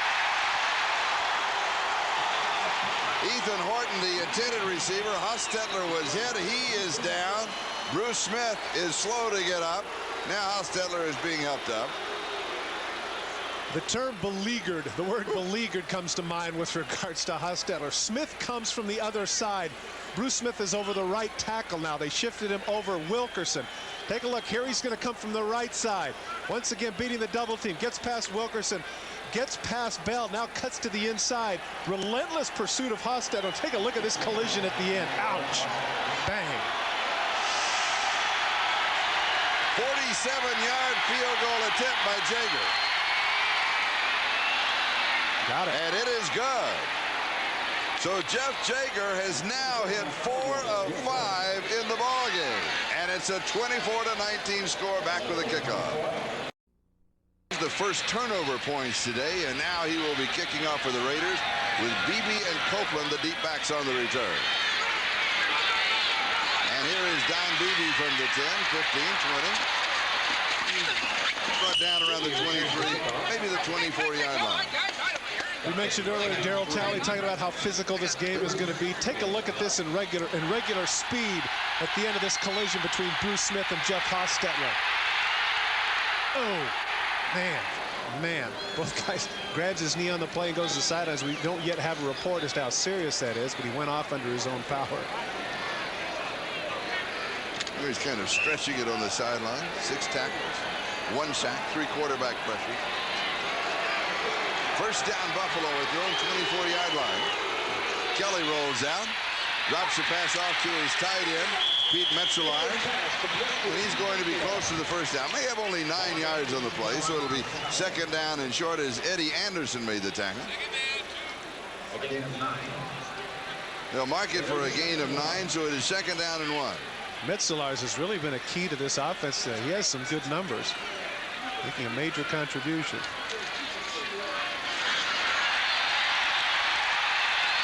And here is Thurman Thomas with the first down. 15 yards on the burst and the first down for Buffalo. Bills lead it by 5, 24-19, with 7 minutes and 51 seconds left in the ballgame.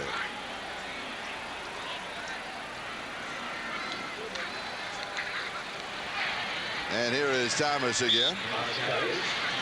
Metzelaar's, by the way, the catch he had a moment ago, his third of the ball game. He has 68 yards receiving.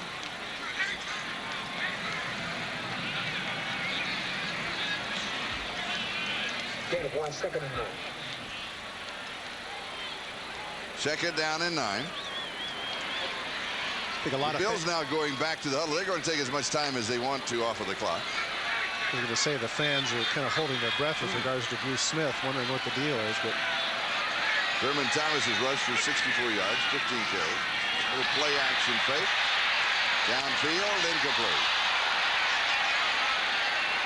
Also Copeland, the intended receiver, but Lionel Washington came back on top of him with the coverage. And it'll be third down and 9. We'll take another look. Nice job. Hook route by Copeland here at the top of your screen. Washington comes back right with him. Take a look right there. Oh, he should have caught that ball. Washington does get in with the arm, but I'm sure Copeland feels like he should have had it. Lionel Washington, 32 years of age, 5 years ago traded from the then St. Louis Cardinals, along with Terry McDaniel, one of the great tandem of corners in the National Football League. Kelly drops the ball. It is still loose. It is recovered by Buffalo at the 36-yard line. Thurman Thomas recovers the fumble. Kelly just dropped the ball. That's a big play by Thomas to pay attention to, because what happens there is that absolutely nobody is looking. The offensive linemen, of course, are focused in on their people. Charlie, you're right. He spins the ball in his hands, trying to get the laces to his fingers, and he doesn't get it. And right there, Howie Long kicks it. Now, only white shirts are paying attention, with the exception of Thurman Thomas, because the defensive people are going that way. The offensive linemen are looking upfield. It might have been the biggest play of the day for Thurman Thomas, despite his 2 touchdowns. And Chris Moore will be kicking on 4th down and 21. Tim Brown is the return man. Got some room now. He's to the 30, the 35, to the 40, and across to about the 42-yard line on the return. We have 6 minutes and 8 seconds left in the ball game, and Buffalo leads. Flashback to October the 11th, 1992 in the Coliseum. Raider quarterback Todd Marinovich completed this 52-yard touchdown pass to Tim Brown in the second quarter. The Raiders went on to defeat the Bills 20-3, avenging their overtime loss from a year earlier. And Tim Brown certainly has been a major factor in this ballgame. Certainly has. There you see the numbers. Big game. Hostetler's completed 14 of 27 for 224 yards. And thankfully for Buffalo Bill fans, Bruce Smith back in the game. A knee contusion, which is kind of the general statement for, he's got a bruise or something. We don't know, but contusion sounds good. Sounds very medical, doesn't it? It does, doesn't it? Doctor, I think I have a contusion. Yep. You certainly do. Don't lift your arm. All right. Stop contusing. That's right. Here's an anti-contusion pill. First down. Raiders 43-yard line, screen right side. Pass is complete to Nick Bell.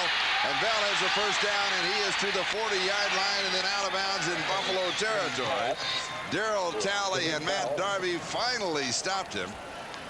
And that is 250 pounds rambling down the sideline for 18 yards. Good call. They haven't done it up to this point. Screen pass trying to keep Smith out. Looks like he's running okay. Good block downfield. Good job opening things up. The Raiders. Good first play. Good calling. And the ball at the Buffalo 39-yard line. 5:48 and counting. Time remaining. Raiders trail by 5. 24-19. The Raiders' record is 6-5. The Bills' record is 8-3. 4 games remaining after this. Pass underneath the coverage is complete to James Jett. Marcus Patton makes the tackle. It's almost as if you get the feeling that the Bills are saying, okay, we'll let you score, but it's only going to be a field goal. Jett once again on the crossing pattern. The zone's a little bit deep, and Jett able to get 9 yards out of the play. It's going to be, well, they're going to bring the chains out for the measurement. And while they do, let's just mention the fact that Buffalo has only 1 home game remaining. 4 games left, but only 1 at home. The Raiders have 4 games left, but 3 of the 4 are at home. Buffalo is at Philadelphia, at Miami, the Jets here, and then at Indianapolis. The Raiders, Seattle at home, Tampa Bay at home. The 1 road game remaining after this is at Green Bay. Now that's the day after Christmas. That could be a tough game. That could be a tough game. Yep. And then they wrap it up on January the 2nd with Denver at home. So that's how pivotal this game is for them. If they win this game, they go home for 3 or 4, and you have to like their chances. If they don't, 6-6, and they absolutely have to win all 4. Deep cut, no, yes. Oh, Brown. Unbelievable. What a ball game, what a catch. The picture says it all for the day that Tim Brown has had as Hostetler drilled it between 3 Buffalo Bills. What concentration. It really was. All the blue shirts are flashing in front of him. He was able to come up with the catch.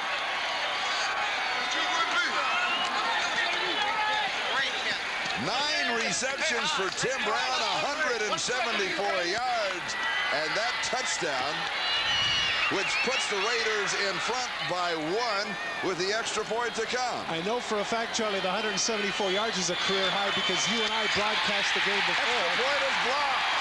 The margin remains 1. Nate Odoms, who said, I love to play against opponents that have speed. What a throw by Hostetler, right on the money. There's Goganis with the arm up. Look at that right at the last minute. It is a game of inches. Williams just misses batting it down. The zones of the Buffalo Bills today have just been inadequate. Too many gaps in the seams, and Hostetler's been able to take advantage of them, particularly with Tim Brown, who is having an absolute career day. 4 minutes and 58 seconds left. That is the time remaining. And the Raiders lead by 1, 25-24, as Nate Odoms blocked the extra point attempt. And Jeff Jager will be kicking off either to Don Beebe or to Russell Copeland. High and very short. Taken at the 12 by Beebe. He's to the 20 and kind of leans forward to the 24-yard line. Be sure to stay with us here on NBC tonight See dramatic rescues on an all-new eyewitness video hosted by John Forsythe on Wings on NBC. Yes. Good friend of ours, Al Locasal. Of the Raiders? Of the Raiders. His son, Nicholas, is going to have his network premiere debut there on Wings. Yeah. Pretty impressive. Yes, it is. Good for him. Good luck to you, Nicholas. Kelly drops it over the middle to Metzelaars. He's going to pick up about 9 yards on the play. Mike Jones makes the tackle. Now, you remember the last time that Buffalo had the ball, they were using a little bit of a huddle and they were running some time off of the clock. Now they're back into their standard no-huddle offense. They have much better rhythm in this offense than they do in any other offense. Here's Thurman out to the 40-yard line. He picks up 6 in the first down. Anthony Smith and Greg Townsend on the tackle. Well, certainly like the flashbacks that we've given you, this is another tremendous game between the Raiders and the Bills. Exciting stuff. Reminds me a little bit of 2 years ago when they went to that overtime game, and because of the goofy way the score is here, 25-24, we won't see that. Pressure now on Kelly and the Bills to get it down the field. Thurman. And the Raiders are waiting for him this time. He's going to pick up a yard. That's going to be it. It'll be 2nd down and 9. And the clock continues to move. 3:41 in counting. Time remaining in the ballgame. Buffalo led at halftime 14-10. Kelly to throw. Down the sideline pass is complete. No, ball pops loose. Bill Brooks, it was right in his hands, and he was hit by Darrell Hoskins, and the ball came out. Frustration for Kelly. He puts the ball right there. There it is, right in his chest. And you're right, Hoskins comes in, hits him in the back, and separates him from the ball. Big hit by Hoskins, and I'm sure Brooks wants that one back. And a crucial 3rd down play. 3rd down and 9 for Buffalo. And a mistake by the Raiders. Free play. Pass is complete for the first down. They'll take the play. Bill Brooks pulls it in. Raiders were offside. Art Shell can't believe it. Art Shell just can't believe it. How does this keep happening, he says. How many times does that happen? Offside, defensive end, penalties decline, first down. 3rd down and 9. One of the things that happens when you have that with an offside, you'll take a look at, is everybody else gets just a half a step out of sync as far as the defense is concerned. Now they're trying to recover. The play's made. They've got the first down. They pick up 14. But it's the veteran quarterback that knows how to draw people off sides, and that's exactly what he did with the extra bark. And the first down pass to Bill Brooks. He is pulled down by Terry McDaniel. And we're moving on the 3-minute mark. Time remaining in the ball game. Buffalo trailing by 1. The ball at the Los Angeles 41-yard line. 2nd and 5. Ball pops loose. It is scooped up by the Raiders. Eddie Anderson has it. That is the 2nd turnover of the ball game. Terry McDaniel with the interception for the Raiders. Now Eddie Anderson with the fumble recovery. And we have 2:49 left in the ball game. The Raiders have a 1-point lead over Buffalo, 25-24. They're lucky just to get the handoff off. Take a look at that. He barely gets the ball in, and that's a great play by Nolan Harrison, who strips the ball away from Thurman Thomas. Eddie Anderson on the spot. So the Raiders with the ball at their own 38-yard line, first down. Needing to protect a 1-point lead. And now the fans on their feet here at Rich Stadium. And the Raiders will try to take a little time off the clock. Nick Bell, the ball carrier, and Buffalo stops the clock with 2:44 remaining. Now they're going to use their timeouts prior to the 2-minute mark to try and allow them as much time as possible on the other side for their offense. They figure that offensively they can control the clock, not defensively. Well, particularly now that they're in their no-huddle mode, that shouldn't be an issue. But the crucial thing here, never mind the timeouts, is stopping the Raiders here, not allowing them a first down. Is this a final? This is a final. Indianapolis defeating the Jets. Colts 9, the Jets 6. Wow, that's quite an upset. Yes. And Houston now out in front of Atlanta by a score of 30-14. And don't forget the second half of the doubleheader here on NBC. Many of you to see the Denver-San Diego game, and of course some of you to see the Kansas City-Seattle matchup in the Kingdom. So stay with us here on NBC this afternoon. We've gone a little past our allotted time for this ball game. About 5 minutes after 4 Eastern time. We'll stay with this one and then switch you to the second half of the doubleheader on most of these stations. And we're glad that you could join us on this very cold Sunday afternoon. And a lot of good football still remaining, waiting you on the West Coast. Hostetler with pressure, throws back, and it is incomplete. Tim Brown is going to get the call. James Williams will be called for pass interference on Tim Brown. And a Buffalo Bill player is down at the 32-yard line. Pass interference, number 29, defense. Automatic first down. Jeff Wright is the player down. It will be an automatic first down for the Raiders. And we'll look at the pass interference call. Naturally, you knew he was going to go to Tim Brown on the hook route. Williams right with him, but right there, he's got the right hand, comes in with the left. That's close. That is close, but he gets the call. Now for the Buffalo Bills, however, they have to take into account the fact that still only 5 seconds has gone off the clock, and with two timeouts left and the 2-minute warning, they're still not in that bad a shape in terms of getting the ball back, but they have to prevent, once again, the Raiders from getting a first down and taking too much time off. Not a happy man right there, despite his going over 1,000 yards and 2 touchdowns today. He bears the resemblance of a goat right this minute. Raiders leading by 1, 25-24.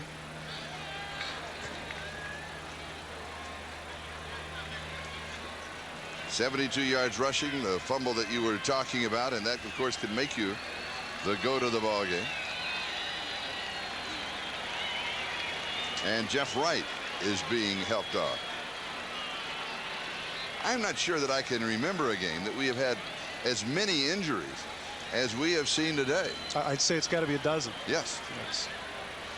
Combination of the cold day and the hard AstroTurf and 2 very physical football teams.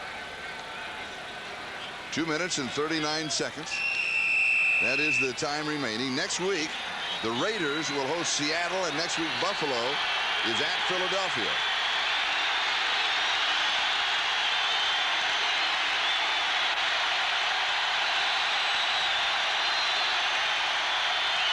First down, 48-yard line. Here's Nick Bell. And he's got a couple of yards to the 50. And now Buffalo will take their second timeout, and that stops the clock with 2:33 left. Now for an update, let's join Jim. And so the Jets record now goes to 7-5. They are one of the teams in contention for a wild card, and I've got another final that is in. Pittsburgh barely beats New England 17-14. You know, it just goes to show how unpredictable the NFL is. Yeah. Monday night, Indianapolis at home against San Diego gets absolutely hammered. Yeah. 31-0. The Jets, as was mentioned, big win streak there at home, everything going their way. Go figure. And San Diego now returns home in the second half of the doubleheader, hosting Denver. And San Diego has not been able to score hardly any touchdowns at home. They've been more effective on the road. Go figure. Second down and 8. And Elway is having an awesome year for Denver. Certainly is. 50-yard line, 2:33 left in the ballgame. Raiders lead by 1. And here is Bell. And Buffalo will take their last timeout. Clock stop, 2:26. Time remaining. Now they have the clock going. I didn't understand that. It was signaled. It looked to me like Cornelius Bennett had bounced up and called timeout. Now they're going to go down to the 2-minute warning. Evidently, they want to save it for after the 2-minute warning and let the 2-minute warning stop it here on third. Maybe it was a King's X. I had my fingers crossed behind my back. but he did signal for it. Not accepted. We're down to the 2-minute warning. Raiders 25, Buffalo 24. 2 minutes left. Back in a moment. Here's the situation in the AFC West. Kansas City with 8-3 there at Seattle later this afternoon. Denver 7-4 there at San Diego. The Raiders right now 6-5, could go if they hang on to this 1-point margin, 7-5. Miami's 9-2. They host the Giants. That ball game just getting underway now. Buffalo, if they lose, they go to 8-4. They're still right in the mix. And New York, with their loss today, they go to 7-5. And so we have 4 games remaining for all of the teams in the National Football League.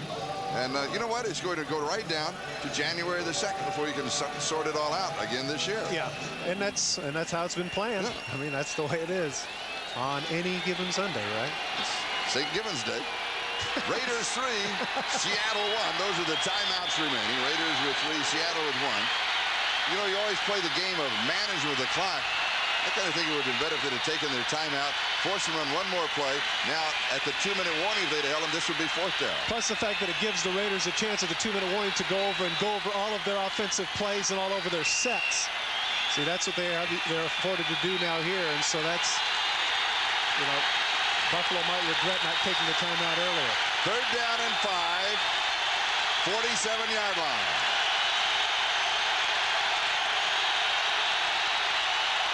Hostetler throws, passes, complete. Tim Brown, 1st down. Who else? Look at that. I had him all the way. Who else? Yes. And there's the unhappiest man on the field right there, Thurman Thomas. Facing the sideline.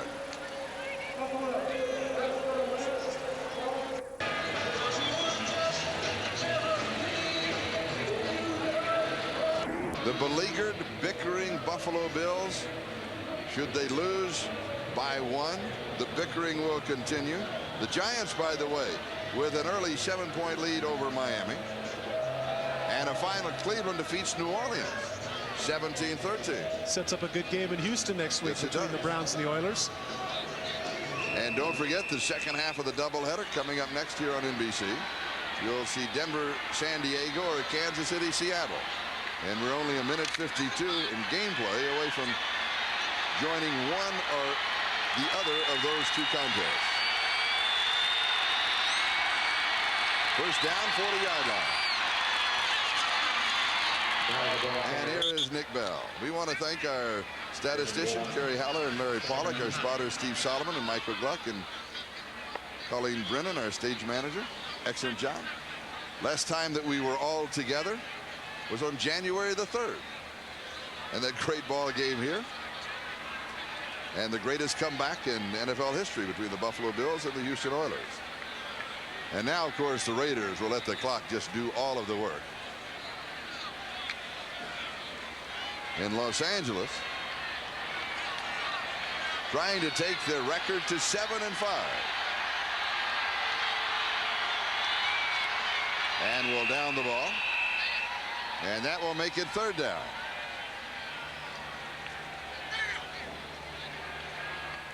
As the clock continues on its inexorable march. There's the man, player of the game, absolutely. Look at those numbers. 10 receptions, 182 yards, and a touchdown. That doesn't tell it all. No, it doesn't. Big catches. Big catches. That last one, 3rd and 5. Time again. Remember the 3rd and 16 catch that he had earlier in the ball game? Yeah, I don't know what the number is there, but at least half of those, it seems, were on 3rd down. And just think, here's an interesting point, Charlie. Just think, was it about a month ago Tim Brown was going to be traded for Tony Bennett? Yes. The Green Bay Packers? And just think, that last Sunday in Cincinnati, the Raiders lost to Cincinnati. And they come back today to defeat the Buffalo Bills. Well, the play of the game clearly has to be something involving Tim Brown, because he was the player of the game. The big catch that he has. Our Hager wrinkle-free cotton super play of the game. Big play down the seam that he's able to make. What a concentration, the catch that he makes. Take a look at the blue shirts that cut in front of him, but it doesn't bother him at all. Hostetler hanging tough in the pocket, drills Tim Brown right there. A lot of blue shirts, doesn't matter. He makes the catch. And that is our Hager wrinkle-free super play of the game. And we'll be back.